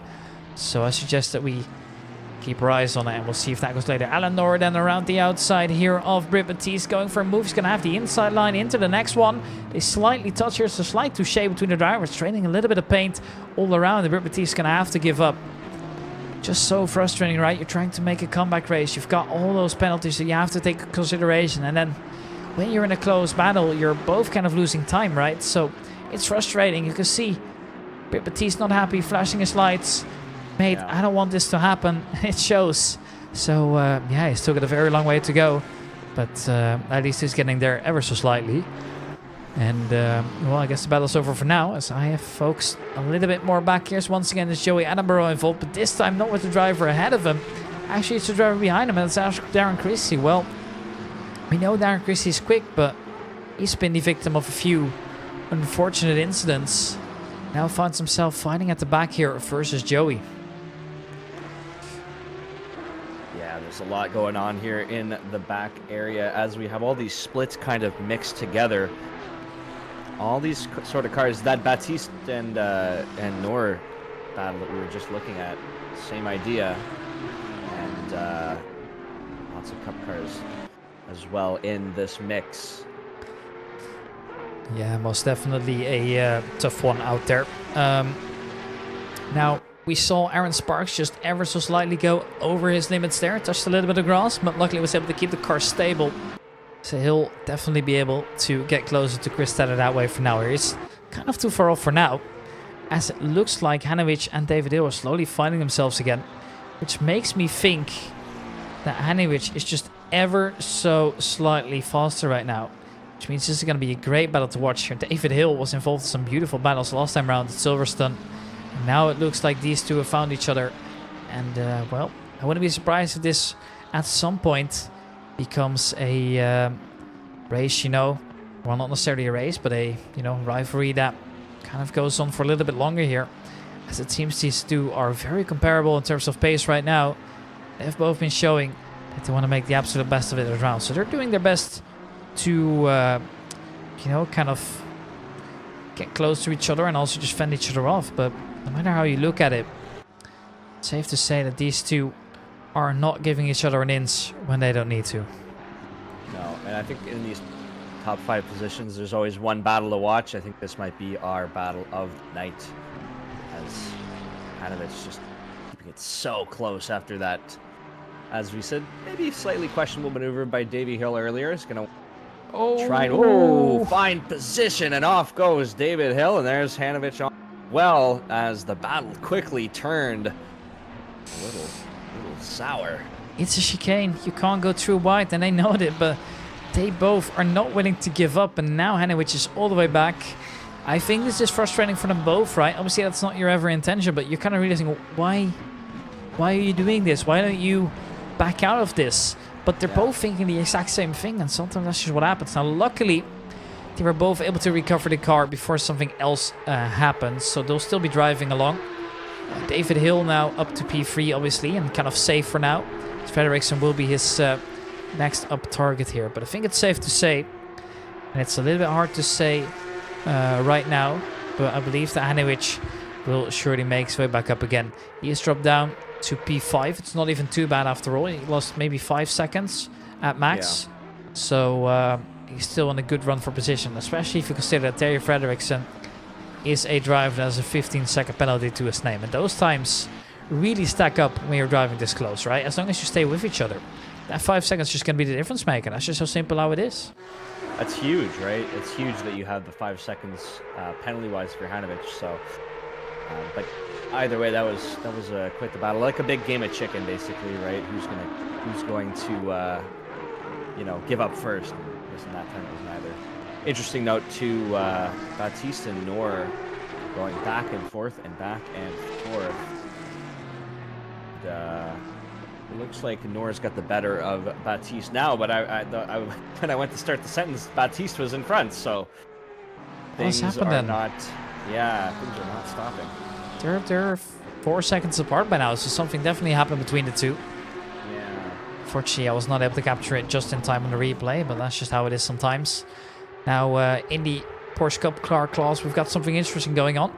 Thomas Merrifield leading a nice pack of 3 here, as it's Merrifield, then John Dudley, followed by Richie Christie as well. These three, obviously, all very competitive drivers. I've had the pleasure of meeting Thomas Merrifield and the British Touring Car Championship, a lovely lad, and actually, he's still quite young, so he's definitely going to be improving more and more as he's maturing, as he's, getting more of a feel for the car. And, well, I wouldn't be surprised if at some point we see him finding at the top as well. And I think that goes for a lot of drivers, right? Thinking of Jack Christie, for example. He's still pretty young. Yeah. And he's a driver that has been taking racing quite seriously. And the thing that I admire so much about Jack Christie is the fact that he has basically never lost his temper in that, well, almost 2 years I've been doing sim racing commentary for Amigos Racing League. He's been there basically since I was there, if I'm not mistaken. And every time I just see that he's still doing what he's supposed to do, right? Just keeping his head down. Sure, he'll make a mistake from time to time, but generally speaking, he is just so rapid and he's just so well. Aaron Sparks going really wide. Definitely got a little bit scared as it was Joey Adamber to, rejoin the track there. Just flashing his light there, I think, as well, as he massively overshot the corner. He's now finding himself behind Joey Attenborough again. But Joey Attenborough is currently... Where is he? Gotta see. What position is he in officially? Because... oh yeah, he's pre-31. So he is a lap down compared to Aaron Sparks.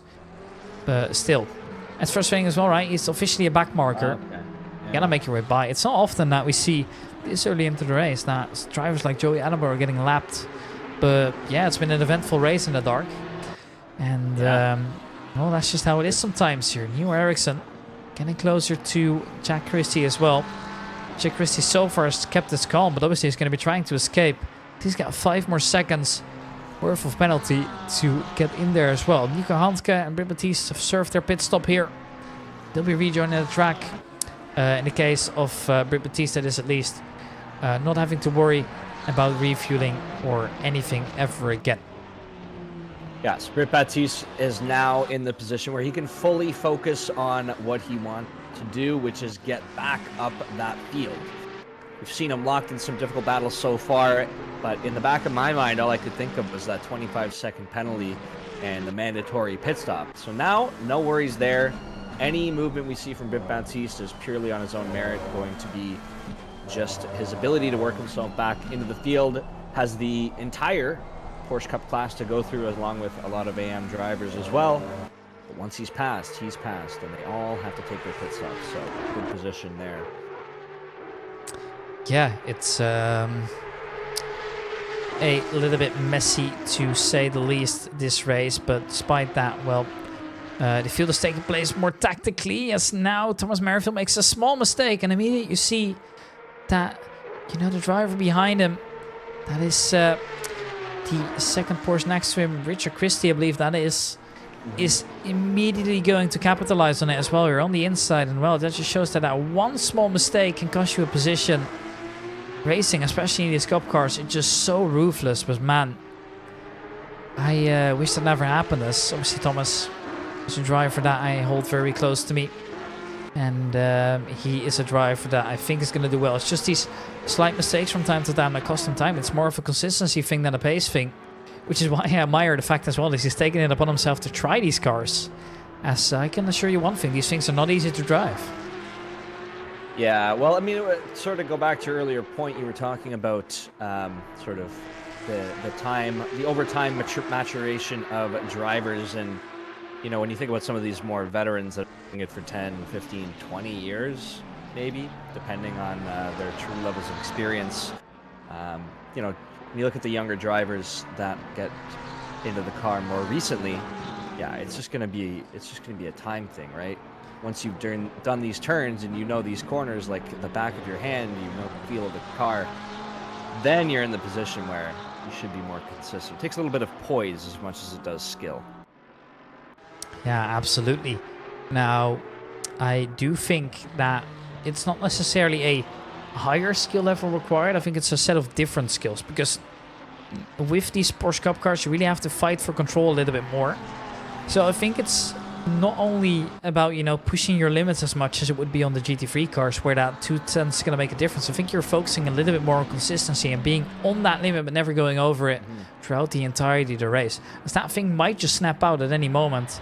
No traction control is definitely something you're going to have to account for. Plus, these cars have a lot more, less downforce than the GT3 cars, which makes it especially tough around a track like Spa comes to mind, right? Or Rouge and Radion. I don't think you can take them flat in the Porsche Cup cars, but the GT3s can, and they're going to get onto your back as well at some point during the race.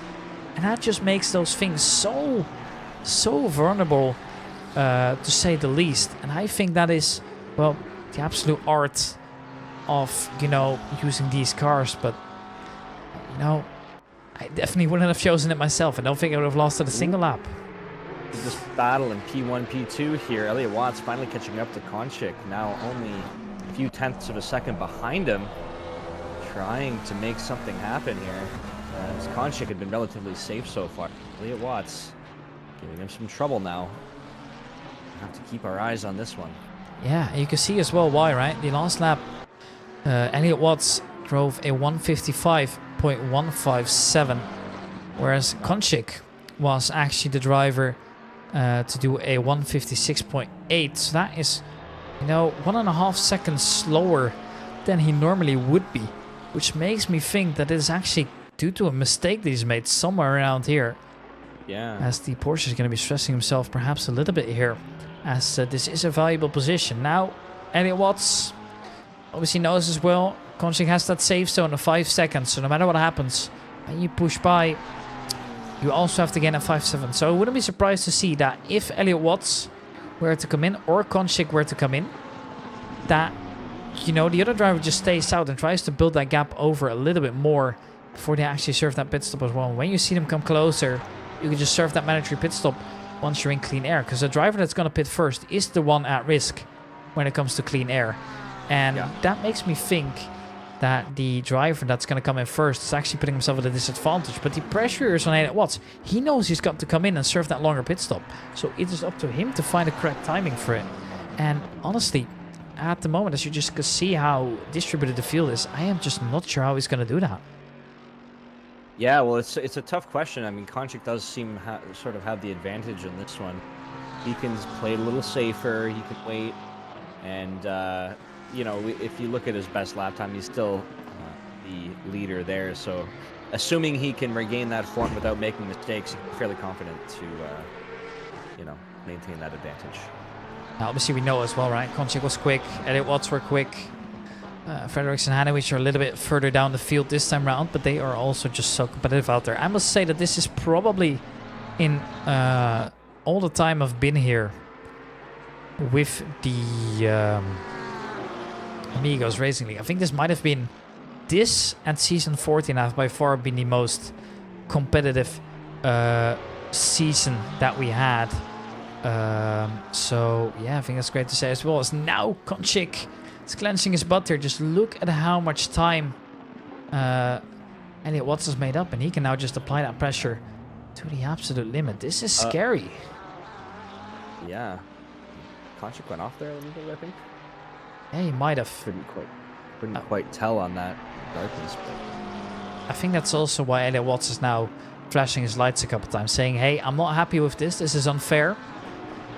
And you gain an advantage you shouldn't have. So, now obviously these things aren't necessarily penalized as strictly as they would for a car, like let's say a Formula 1 race, right? Yeah. But still, you know, free cuts is going to give you that drive-through.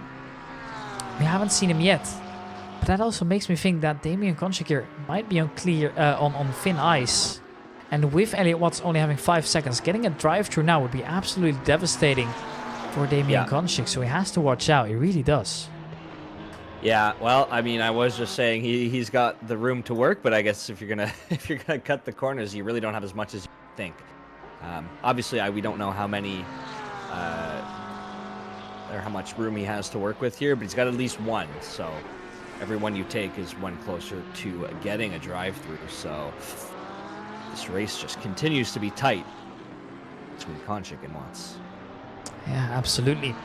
I think it's safe to say that no matter what happens here, we've got an enjoyable battle on our hands here, as I am just looking back a little bit further down the field for the battle for P10 I'm looking at right now. It is Dan Pickles to stay in P10 for now, as he's going to gain one, as Tommaso Bocci has decided to serve his mandatory pit stop, and Neo Eriksson is right up there as well.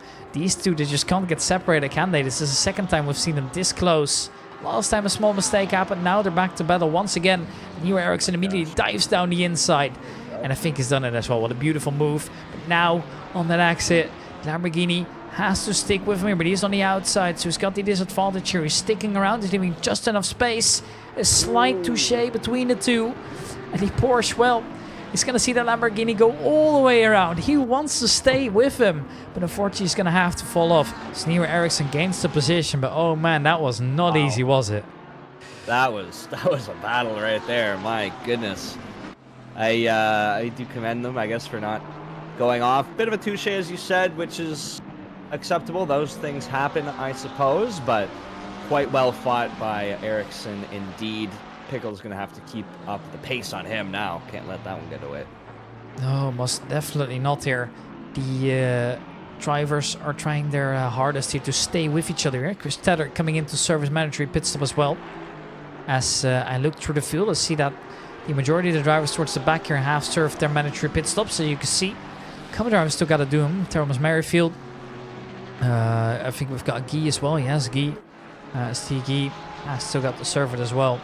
So there's a couple still, but generally speaking, yes, they're going to close. And there's the move. Elliot Watts made his way through, but man, they've touched again. Konchik not happy for sure. He's flashing his lights all the way around, as you can see towards the end there. But oh man, I think it's safe to say that these two, they won't be done with each other just yet. No chance. This is going to be an all-nighter, I expect, as they're going to they're just running into some older lap cars here, and they're going to go past and keep up the battle. But we're going to have to keep an eye on them all night, because this is going to be a battle between these two top contenders here. Not quite as dramatic as Eriksson and Pickles just was. Those two had a bit of a closer battle, but with 40 minutes left, there's no doubt that things will remain interesting. Ross there took that a little wide, and that's going to be Konchik getting back into first. So there you go. Not even a minute later, and we're back in our original positioning.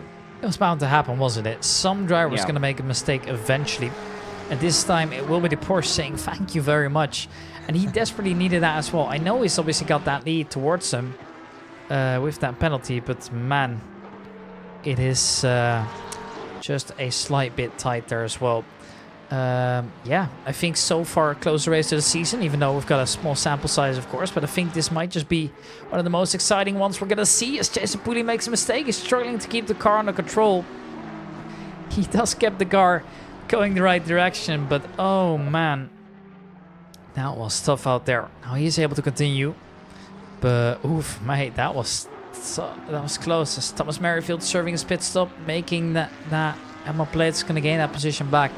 That was obviously the position he lost earlier as he came in. That's just taking it back. Where you had that gap there, because otherwise things get real hairy. Yeah, absolutely. Now, Elliot Watts wants to get back here. As I'm not mistaken, you're supposed to head out soon. So yeah. All right. Well, I'm gonna say goodbye to you then. I'll handle it from here. I think we've got the other Alex coming in just a moment here. So incredible. Well, I will hand it off to you. Enjoy the rest of the race, and we'll talk very soon. Yes, absolutely. Thank you for joining in. I'll take it from here then, as Alex slowly but surely silently leaves the call. It is Jack Christie up for a battle here between the P11 and P12 driver. Then he is currently one set in P11, is actually chasing Dan Pickles down as well. Now these two, how hard do you want to fight your teammate? It's always a question you have to consider, right? You can see that the car coming around here, the Ferrari 296, is a battle that actually isn't a battle for position here, but obviously you don't want to get into the way of each other. But it looked like Dutchman was ever just slightly faster in that position. And, well, now we wait. Tommaso Bocci just coming in right now. Just waiting a little bit more. And, well... just messaged Alex as well. He's going to be joining me pretty soon, I think, here. Tommaso Bocci still on the back of Dominic Gies here, but Dominic Gies is just ever so slightly ahead, but he's got a penalty to serve as well as a mandatory pit stop, which Tommaso Bocci has served already. So Tommaso Bocci is actually in a really good position here. Because if you look at the drivers, he is the frontmost driver that has pitted already. So many drivers are just, you know, kind of focusing on the race and not really necessarily about the pit stops for now. Tommaso Bocci has that advantage now. Everybody else is going to have to come in, and so many drivers ahead of him still have to serve pit stops. The only thing that could go wrong if this are somehow slower and stay out, but generally speaking, it's not going to be happening. So Tommaso Bocci here in prime position, very quick. And now I've been told by Gianluca Rigatti that he tends to be late quite often. So, well, that makes a lot of sense. He's going to be frustrated as well seeing this one back, as Gianluca specifically requested me to say that as well. I'm just going to say that he did. It's not my fault now. Good luck, Tommaso, serving this for yourself, as Dan Pickles has come into the pit lane to serve his mandatory pit stop as well. Nicely done by him. Kari-Matti Nikkanen then in P26 fighting with Jacobs. He obviously was the driver that we saw having to hold in for a little bit for the faster drivers. And, oh, well, that's what happens, I suppose, here. And, yeah. What's going to happen soon? Time will tell, as Tigi is come to service mandatory pit stop here. So he's joining Dan Pickles as we speak. And Elliot Watts is once again fighting himself at the front of the field here. Konchik close by as well. And that's obviously going to be his first target. And it's within reach for now as well. Chicane looks smooth on both sides here, but Elliot Watts is gaining ever so slightly. Just when do you make that move? It's hard to say. Now, the weather is predictable, but the track is getting really cold as well. And that's going to play quite a big factor into this, as it's only 12 degrees out. Now, that is absolutely devastating, right? That's going to impact the grip levels for quite a bit as well. As there's a small mistake made by Konchik, I believe. Now, he is still ever so slightly ahead, but Elliot Watts is all over him now, and I believe there might have been a touch between the two. Elliot Watts, is he going to be continuing, or is he going to be waiting? I think he's decided to move on there, so, well, that's the battle gun for now. Damien Konchik might have to protest that a little bit later on. The stewards are obviously going to have a look at that one as well, but man, that is not a good sign for now.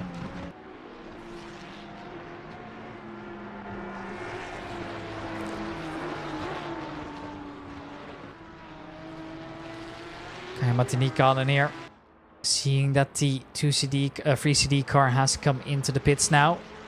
Kari-Matti Nikkanen doing his best to get around. Is going to be gaining one position onto Dominic Gies, who had yet to serve his pit stop. Now the driver we're aboard with has already done that, so that is just a clean overtake for now. Gap between them earlier was between 3 seconds. Now as he's come in, he doesn't have to worry about that slower Porsche Cup being in the way at all. So not bad, is it? And now we just gotta find out what the plan is. This is Chris Tedder, and Chris Tedder is doing his best to get around Alistair right here, but he's lost the position for now. Now Alistair just seems to be gone immediately. Obviously the exit speed of the car of Chris Tedder is just a little bit lower. You have to really be careful when it comes to the acceleration speed, right? As soon as you have way too much speed that the car can handle, you're going to have some oversteer, and that is going to be real tough later on. Now, it seems like Kari-Matti Nikkanen is just kind of going to no man's land. We've got 4 drivers into the pits here. Jack Christie, Aaron Sparks, Alan Noor, as well as Gianluca Rigatti here. So some of the bigger names coming into the pits to serve their mandatory pit stop as well. So the field slowly but surely shaping up here. Obviously, there's still 30 minutes left to serve your pit stops. Jason Pooley's found himself in the drive-thru. Oh, no, not like that.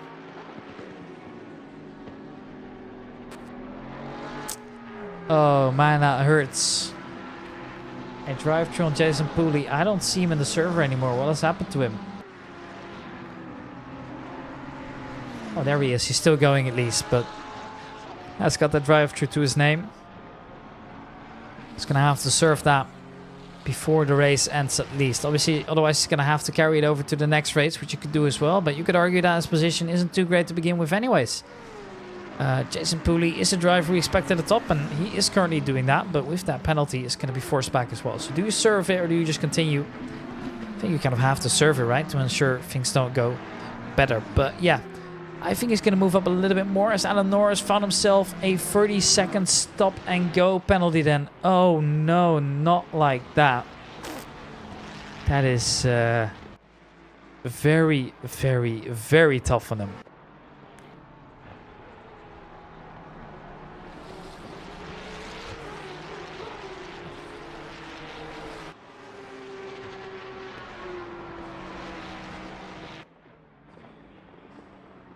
That's right, gaining positions on those drivers that all came in.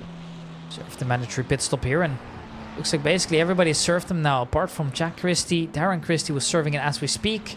So also the leading driver. Konchik's come in. And I believe Adrian Hanovich is in as well, but he's got a 10-second penalty as well. Elliot Watson served his, so we're going to keep an eye out. But obviously now that he served that penalty, he is now also behind drivers like David Hill. So it looks like the battle is going to be over for P1. Which just shows how difficult it really is to get everything right. And, well, we'll see how that goes, I suppose. Everybody's come in at the front here. Anyway, just gained the position temporarily as his pit is a little bit further up. But that's just not really a realistic side, is it? As, well, we're going to keep an eye out who comes out on top. And that means that all the top drivers have served their mandatory pit stop, with Jack Christie coming in now as well. The field is kind of shaping up again, meaning that now almost every overtake we're going to see is either on a lap car or, you know, for position, with no penalty strategies coming into the mix as well. So it's becoming a little bit more simplified compared to what it was before. As, well, that is what it is, I suppose. Now, some of the drivers are still coming in here. There we see Jack Christie coming in as Alan Norris serving a stop and go penalty. Gianluca Rigatti struggling to get the car around. The Polycar Racing driver, obviously one of the drivers that we expect to be at the top here. He has been really, really, really quick in the Porsche Cup cars. But obviously he has that experience. We've mentioned that before. He has done a season in these Cup cars before. Not in the Amigos Racing League, but he does have some external experience with it. So yeah, that is a little bit tough as well.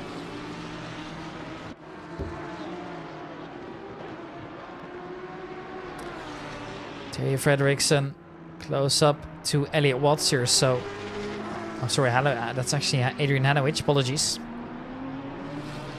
But yeah, that is now scary for him as well. He's gone from trying to overtake for P1 to defend to remain in his current position. So, a little bit of a change up. Time will tell to see what's going to come of it though.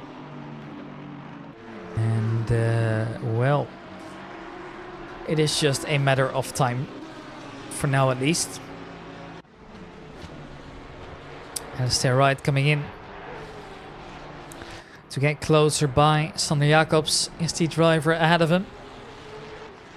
The Dutchman's had a good go, at least so far. And they are looking ever so sharp. It's a battle between the three here. It's Jacobs, Wright and Nikon. And Nikon has made an impressive comeback over time. I mean, you gotta admire it as well, right? He was the one with the big penalties, and he was the one all the way at the back here. So, yeah, that is what it is. As Alistair Wright has made his way ahead of the drivers just now as well. So, yeah, it's a little bit of a slow update here onto race control. We've still got all 31 drivers that we had since, well, basically 10 minutes in all still going as well. And Terry Frederiksen is close by once again. Not there quite yet here. The Norwegian is going to keep trying. Where does that lead him? At for now, he's not made his way past. Time will tell. See how that one goes. Terry Frederiksen is so close by at the moment, but it looks like he's not able to do it just yet here. Porsche Cup car there going out of the way. That's Richard Christie just getting into the mix himself. He was nothing to do with this as well. Last thing you want to do when you're in such a position is to influence the race that is currently going on. And, well, looks like these two aren't yet to get separated. In the meanwhile, we've got a position to be gained here as well. David Hill in the lead of the race. Konchik is so close by.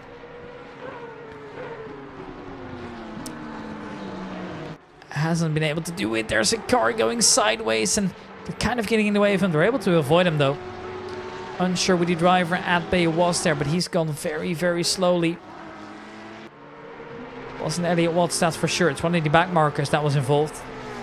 And the Porsche Cup car around the corner as well. He's going to go very wide, but he's still battling the car next to him.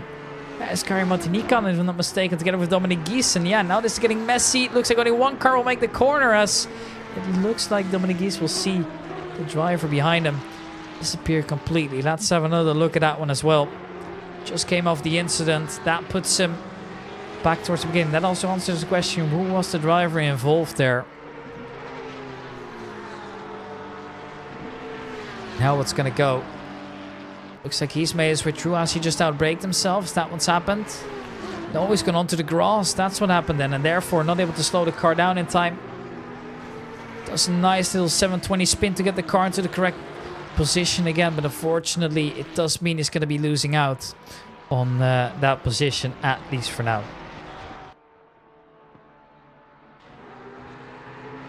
Damien Konchik in second place. Still chasing David Hill. This is a great result.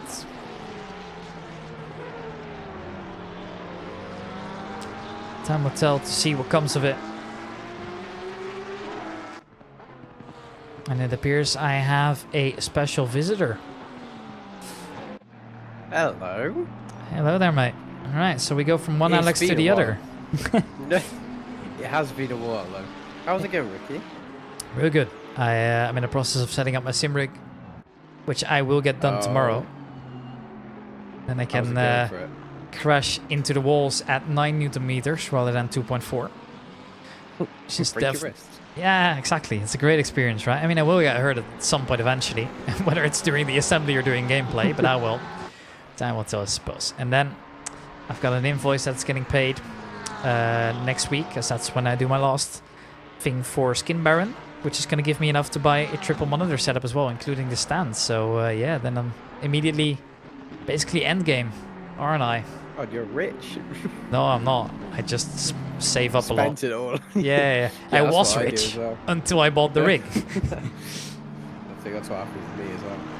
My mic is not doing great, if I'm being honest. This is my standard one because I cannot be bothered setting it up. It's so much effort. Yeah, XLR is a little bit painful. I mean, I've gone for the USB version of the same mic as you have for that reason. It was a little bit more expensive, but it saved me all the effort. Now, I know XLR is technically still better, but I think unless you're working with, let's say, a concert or something like that, or like a big show, I think it's a little bit unnecessary, perhaps, a little bit over the top.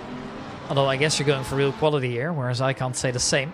Konchik has made his way past David Hill, at least for P1 here as well, so that's very nicely done. I'm not sure for how long though. He looks like to be all over the rear of them. I'll be honest, I know none of these names here tonight, so it is going to be a learning curve for me, and so you will hear my first attempts on everyone's names.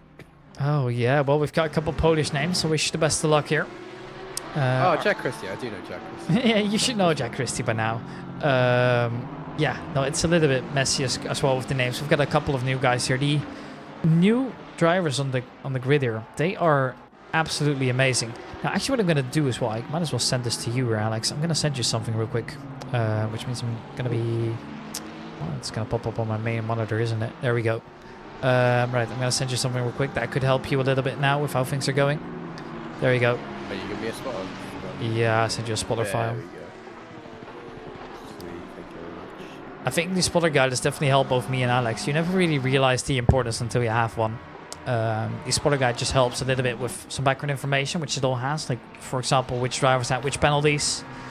Some background information on the drivers that you can put in there. All that kind of stuff. And it just helps really you good, organize. Yeah, I stole the document from a basketball template. Fair enough. And I've just Back your edited own it way. to see what is absolutely necessary. And I think it's worked out great. I think it's beautiful. And, It well, definitely works. It looks good. yeah, this is going to help me. I'm going to do this as well for the IRL racing, right? Just having a spotter guide would help me That's a so good idea, much. Yeah. I think for a more higher, let's say, what would you say? Higher. Oh my day! I don't even. Sorry, I've not Native had English coffee speaker, yet, by and the I've way. been up all day. They're going, You what know were how you many trying to say? times that's happened? For this. Oh my days! I'm so sorry. Take your time. I've had 2 examples. Breathe in and breathe out. That's. Oh, this is a good. Good Oh, What the? that is Harry Howard involved. Let's see what actually happened there then. Already very much elbows out. Now what has actually happened like here? It's quite gone a a bit little lag. bit wide and then so on the inside gets a little loft up there. Yeah, it just looks like Jack Christie wanted to push through a little bit too eagerly. It's not something you see every day from Jack Sure. Christie. I tend to know him as a driver that he's relatively patient, but this time around he's definitely wanted to get by here, and so will Britt Batiste here. Just the straight line speed helping him so much to gain a position over Gianluca Rigatti anyways. But yeah, anyways, what were you trying to say there, mate? For like bigger events, I'm just gonna stick with simple English. It seems like the best. Yeah, for the big events. I think I will prepare a lot more because TCUK, I definitely prepared a tiny bit, not that much though, which is mainly because I got carried quite a bit by a better commentator, so that definitely helped, and I wasn't doing any of the broadcasting, so I Ooh. who's that there? Dominic Geese, who's yeah. that? Oh my It's days, the this is second where it time gets that's happened to confusing. him. Yeah, it's the second time we see him go off at the same corner as well. You weren't there the first time, of course. Yeah, the Really difficult. NGK chicane proving a little bit difficult for himself in the cup cars. But yeah, these cup cars are an absolute test to, well, how big your balls are as a driver. I think that's safe to say. But yeah. Anyways, I think the upside is, right, that they're all pretty well-known names, whereas for us it's kind of like they're all just people that enjoy this, but nobody's like taking it more seriously than this. Like nobody's like doing top esports events or a real live racing driver, whereas for you in the TCR UK they are, and that's gonna play Yeah, quite a big factor into this as well, I assume. it does. There are some quite big sponsors behind it, so it's all about just being on best behavior. Same with your stuff though, Skin Baron being quite a big CS. I checked their TikTok out yesterday when I was looking at your screen. Safe to say they have quite a few followers on TikTok. I thought they would probably have like 10,000 or 135,000. Yeah, they're a big organization, which really just makes me think sometimes, like, you know, count my, what's the word for that? Count my blessings, I suppose. Because that was probably the biggest event I've done so far. Not viewership-wise, but like branding-wise, absolutely. Yeah. And it's just always such a good reference as well, right? I could just go like, I work for Skin Baron, you know, like, if they trust you on a mic, yeah, then they probably know what they're doing, right? They're an organization that's very serious about stuff, as the Germans don't tend to joke around a lot, but you should know that by now. Oh. I saw one of your friends post, Frame Breeze, yeah. Yeah, Frame Breeze. You did the, what was it, the Red Bulls CS Yeah, competition or something. it's the Red Is that Bulls. something you applied for? No, I mean, it's Belgium, so I'm not invited to those, unfortunately. It's I don't know what the event is called exactly. It's a Valorant tournament at least, and it's a game I'm not very familiar with. But he's on Valorant, League of Legends, and Counter Strike, whereas I am Counter Strike, Sim Racing, and Rocket League. So we don't fully overlap. But he is my set co-commentator for Counter Strike, and Valorant is pretty simple, I think, if you know CS well, as long as you understand the abilities. But I have nothing with, like, I don't enjoy abilities. I'd rather just full focus on CS and specialize myself and do sim racing and motorsports racing, which actually I haven't told you about, but I am most likely going to be a commentator for a local Dutch racing series at Assen, Zandvoort, and perhaps even Spa. So that's exciting. When did this happen? You didn't tell me this. Yesterday. You know, Okay, yeah, that's why you did tell me that. well, Congrats, nothing man. is officially confirmed yet here, but we had a talk about it yesterday. Basically, the competition is called ACNN, which stands for Autosports Competition Northern Netherlands. And Yeah, there's one in the UK as well, ACU. It's run on the same. yeah, it's probably competition the branding. same principle, probably. I think it's pretty similar to the 750 Motor Club that you guys have as well. Or that's a little bit on the higher end scale of things. They're a little bit more serious about things. But generally speaking, I think it's great that, you know, I'm just getting these opportunities. I've talked to him and we'll message you back. He's got my number. He's checked out my streams before, I think, as well, which is hopefully going to get me there. It's basically 99% confirmed. Well, 90% confirmed, I think. 99 is a bit too optimistic for now, but yeah. That would be my first proper introduction to racing. I've done drag racing, I've done car shows.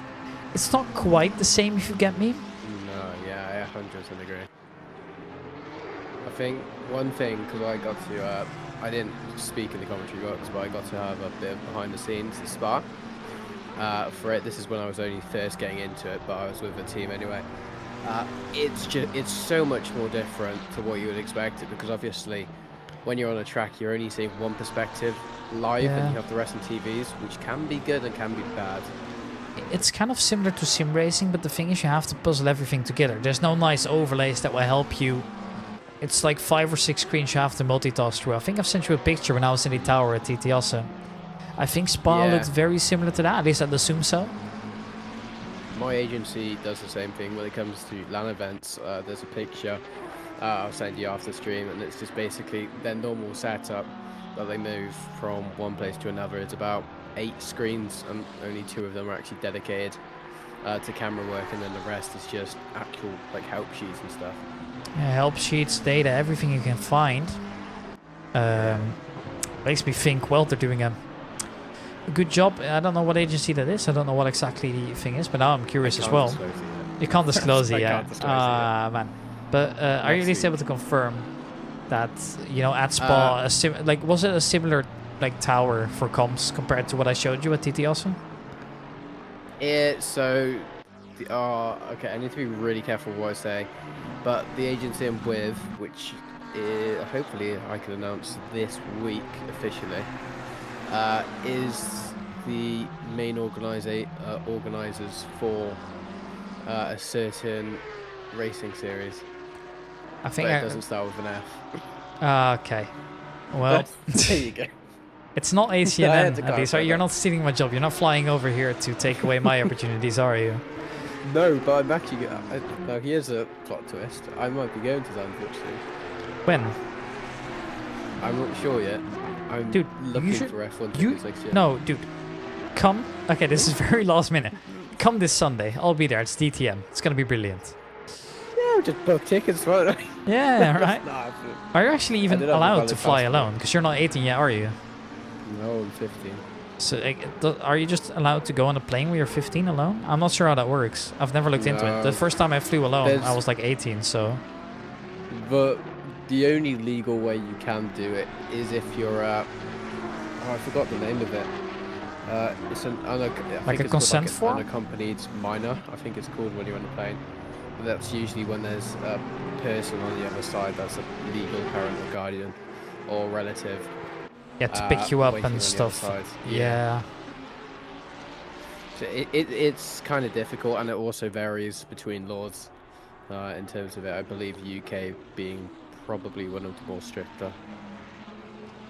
Yeah, I could imagine them not really caring in some countries like the you know... I believe it's 60 now in the UK. Not I too long believe. left then. Yeah, 5 months. Less. I feel old, man. Just even- Just don't talk to me about age. Can you imagine If now you people think like this is Oliver bad- Jewick are feeling, man? We have some drivers in the server that are 60 plus years old, man. Can you imagine how Hey. they're feeling right now watching the stream? Have you thought about that? Alright, no, this is actually a funny story, and it's very, very relevant. When I did the TT UK, I was on the legend of both motorsports commentary and F1 esports commentator Chris Buxton. But he's probably one of the older commentators now. He's well experienced with it. He's been in it for 8 years. I've been in it for just under 8 months.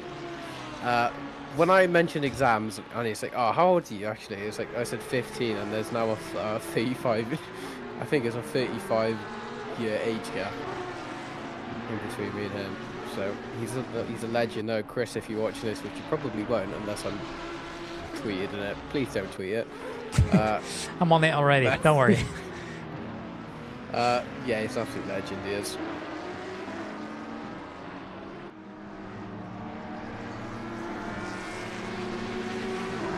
Mike died, or is Mike died? Yeah, well, there's only a couple minutes remaining. We saw Elliot Watts pass by David Hill a little bit here, so it's Konchik back in the lead. No surprises there. He is the quickest driver, at least if you look at the lap times and such. He's been doing so Not by well. much, though. It's only 3 seconds, as it seems. Yeah, no, it's been a closer race compared to last time round. Theo Fredriksson was just doing his own thing. Now he's kind of just battling to get into P4 here with Hanowich. Adrian Hanowich has done a great job at defending so far, but he's still got a couple laps to go here. And, well, Chris Tedder loses up another. Dominic Gies has made his way by, but immediately you can see that the pace difference is quite big. So it makes me think that there's been a touche between the two, perhaps. Where did that happen then? Back into the replay we go. Oh, yeah, that's it. And he's waited for him. All right, you know what? It happens. But very much fair play to him as well. Ensuring he does the right thing. The Lamborghini almost having to dodge him a little bit here. But very well played, at least to Dominic Gies, to let his companion by, I suppose. That sometimes happens. Drivers make mistakes. And, well, these are now back and battling for position here. Immediately we're dropped into the action. Chris Tedder then around the outside here. Seems like the advantage is now into the hands of Dominic Gies, who is already basically past, but he's just only barely keeping around. They have to leave space for Turner to a side through the corner. Chris Tedder loses the backhand of his Porsche, and that's going to be the end of that, I'm afraid. That would have only went badly, both of them going side by side in the car, which both don't have traction control, going through probably one of the most vicious chicanes in, you could probably say, in the ACC track maps, I guess you could say. That sausage curb on both the inside and the outsides are so vicious with GT3 cars, let alone those very, very fragile Porsche Cup cars. And as we see, Fredriksson now, a driver I do know, I believe he's been in this league for quite some time, on the rear of Hanwicks, now going into the Genlop curve. Lamborghini being quite good when it comes into aero-related corners like the Genlop curve, but also the Ferrari being very, very balanced. I thought Dunlop curve was at the other side. I thought that, wait, he's just gone onto the straight, hasn't he? Or am I just... No, oh, no, you're right. What am I saying? I am... For some reason I thought they were towards the end of the track here, but I guess it's the darkness not helping me, as well as the fact that I've been up for way too long. I think we're both tired, man. This is going to be a long last 10 minutes for the both of us. Hey, it's fine. I trust we got this. Trying my best. I mean, I'm in the racing mood. I've got my Hockenheim t-shirt on and everything, but yeah. Got my Donington Park hat on top of that. Oh, wait, yeah. I've got a t-shirt at Donington as well. It's so beautiful. I really like my t-shirt. I wear it quite occasionally. Like, nobody will ever understand what Donington Park is. Like, if they know it, if they know racing, they'll go like, oh, it's a circuit. And if they play ACC, they'll probably know it. But generally speaking, it's not that popular of a track, is it? It's lovely though. It's such a nice place. It's probably in the top 2 what I've been to. It's either this or Hockenheim being my favorite. And I think it's Zandvoort in third. Although I am probably going to be visiting Imola this summer.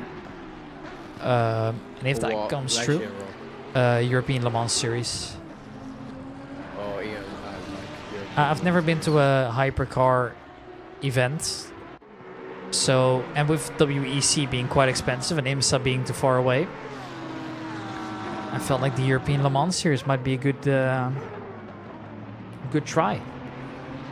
I was lucky enough to get to the last wet race around Silverstone and then unfortunately Silverstone became very, very expensive, which we still need WEC to come back to Silverstone, but it's the best track for all those cars.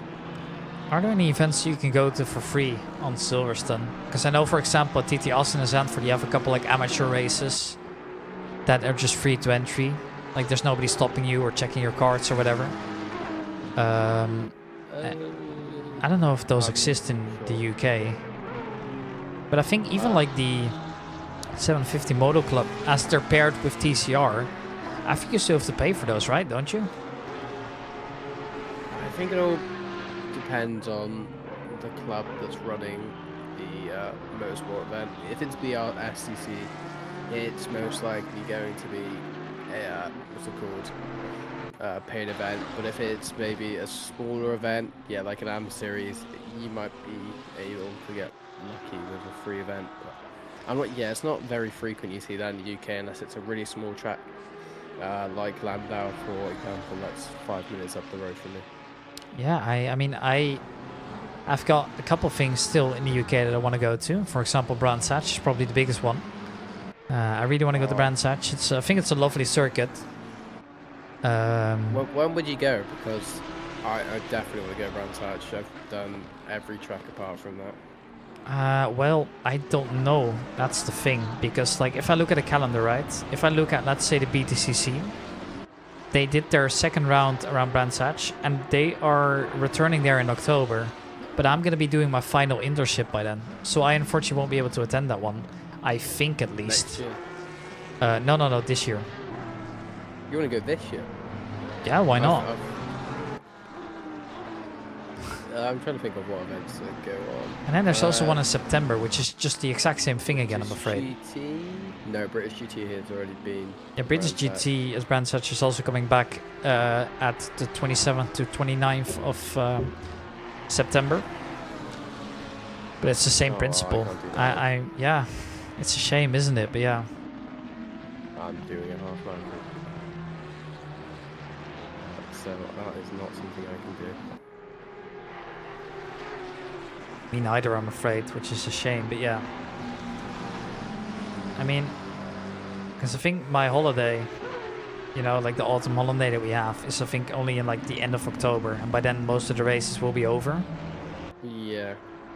I don't know if there'll be anything interesting to watch by then, but I assume so. You're very lucky being in actual the continent of Europe, because if I can visit my parents to go to car, I can go everywhere. Yeah. Yeah. Okay. You've got quite easy access to. Have I ever showed you the times it takes me to get to certain tracks? 3 hours and I think it was 3 hours and something to Spa. Yeah, 3 hours something to Spa, 3 hours to Zolder, 2.5 to Zandvoort, 15 minutes to Austin, for like 4 hours to the Nurburgring, like 5.5 or like 5 to Hockenheim. So I'm in a great position, to be fair. It's helping me quite a lot. Yeah, Hockenheim is quite far away to the south. You don't really realize this that much. I went there last summer. Yeah, no, I went there for the Fanatec GT World Challenge last time round at Hockenheim, which was in the summer. And I believe I went by Flixbus, so obviously it takes a little bit longer, but I think it took me like 7 hours by Flixbus from Amsterdam to there. So I guess it would be like 5.5 hours if you drive yourself, but obviously I didn't do that. And it stops like 5 or 6 times into cities as well, so it just has to get into the city center before getting back on the highway again. So yeah, that's not helping with your travel time, I suppose. But Hockenheim is probably one of the most accessible ones as well, which is just great. Because it has a train station, which is more than most do. I've only been to how many European tracks? I've been to Monza, I've been to Spa and Barcelona. So yeah, I've only been to 3. Spa still being probably one of the longer ones, I mean, because of the 2-1 planes. It's kind of hidden away in the Belgian Ardennes as well, isn't it? It's so magical though.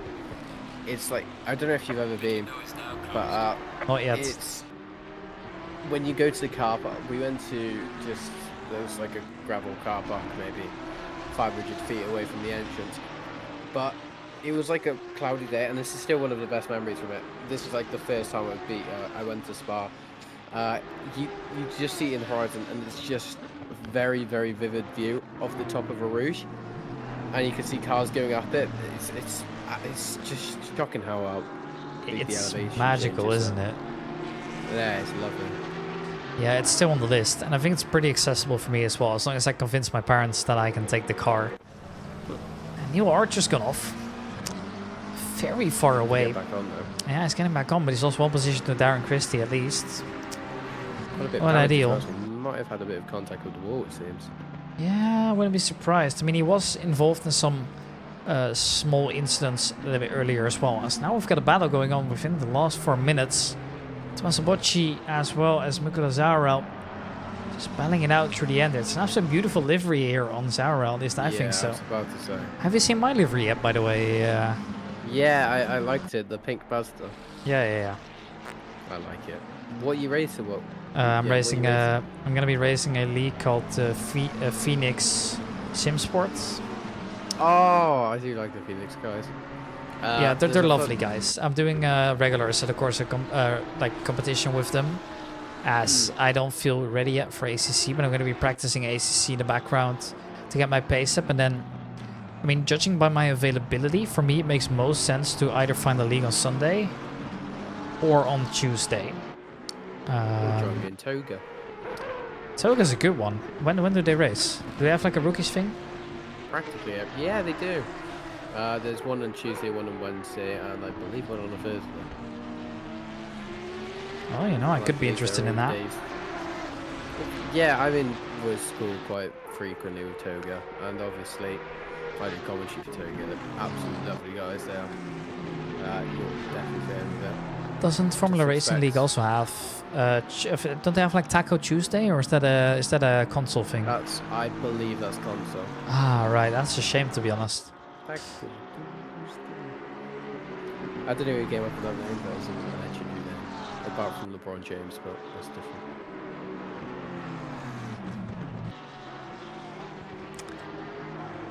But I'll find something. That's my final brain cells going. Yeah. I just wanted to double check like what races there were and the time that I'm actually available to go somewhere in the fall, but it appears the racing calendar don't let us down, so that's the end of that. I'm saying you're invited to Toga if you need it. Yeah, sure, do that. You know, you'll never know what comes of it. Yeah. Same farm. If you're ever on the comms for them as well, I'd love to join that race just so you can make fun of me the entire time. Hey, don't be my guest. I always They're try doing, my best. coaching as well, so free coaching, so Yeah, that's something you can good. get. Maybe I should stop like promoting leagues on a different Yeah, stream. I feel bad. Sorry, Chris. Nah, I think Chris is fine with it, you know. Otherwise, well, then he's got to pay us, you know. Okay, leaders on the final lap now. Give it all you can. Final lap announced. We are almost there. So, yeah. Getting a little bit closer now towards the end there. Lunch. Was that for position or was No, that was a back that marker. was Don't worry. I was Yeah. about to say that was a very optimistic move. Yeah, no, not happening, I'm afraid. Not this time round. Maybe a little bit later. There might be another How long opportunity. has this race been? 75 minutes.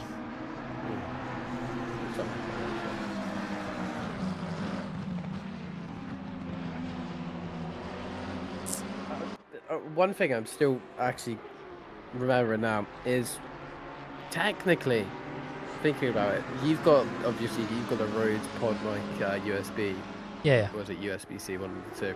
But technically, they actually might be cheaper. No, Oh, are they? here's my reasoning behind it. Because you have to get the microphone, you have to get the XLR cable, then you have to get the most expensive piece of kit I've ever bought of an audio interface. Which I highly regret buying, and I might go for USB, so I might just I mean, it's say goodbye basically to this XLR. plug and play, download the software, adapt the filters a little bit, so it's a little bit more natural, because otherwise it'll pick up your breathing, and then you're just fine. Exactly. It is so difficult, man. I've thrown myself severely into the deep end when it came to this mic. Yeah, you might have. I'm afraid to announce it that way, but yeah. Yeah. Hey ho. If I can't get it figured out by the end of next week, I will return. And it's way back to last. It's Gonchik to come across the line first. Elliot Watts coming up next. Nicely done by them. Very well deserved. Then we've got David Hill to take P3. You'll take that. Terry Frederickson, this time not on the front row, but this time does still do a pretty impressive job. I gotta admit it. He has made his way into P4, which means no success penalty into the next one. And still a great result for him nevertheless. There's going to be a lot of points here going his way. Hanowich in P5, followed by Tommaso Bocci and then Zaurel. And actually, Dark was so close by still towards the end. You know, there is still a chance into this. I mean, I was already celebrating for them, but no, Richard Darkward Jr. is still all the way around. It's going to go for a move around the outside perhaps, and I'm afraid it's to no avail. Simply came too late, and that will be it then. They're coming in. Bocci first, then it's Zaurel, then it's Darkwood Jr.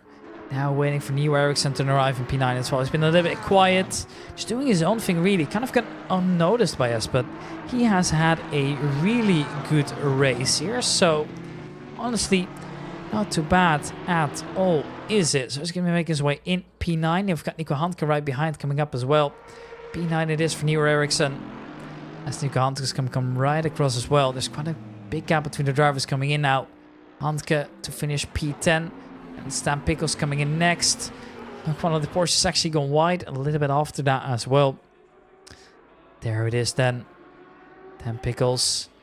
P11 in the end, P10 in the end. Blade coming in afterwards. And then it's Jason Pooley to come up right out there as well. He's the last one to finish.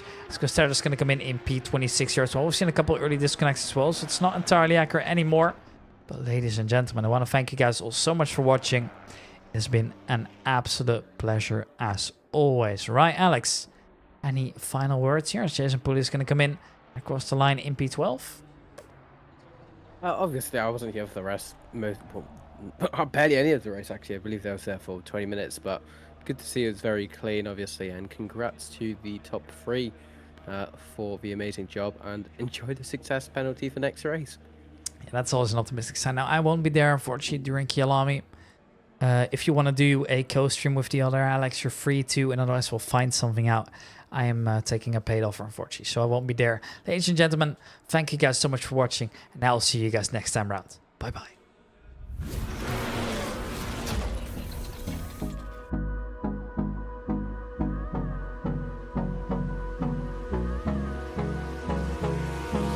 Hold me close till I get up. Time is barely on our side.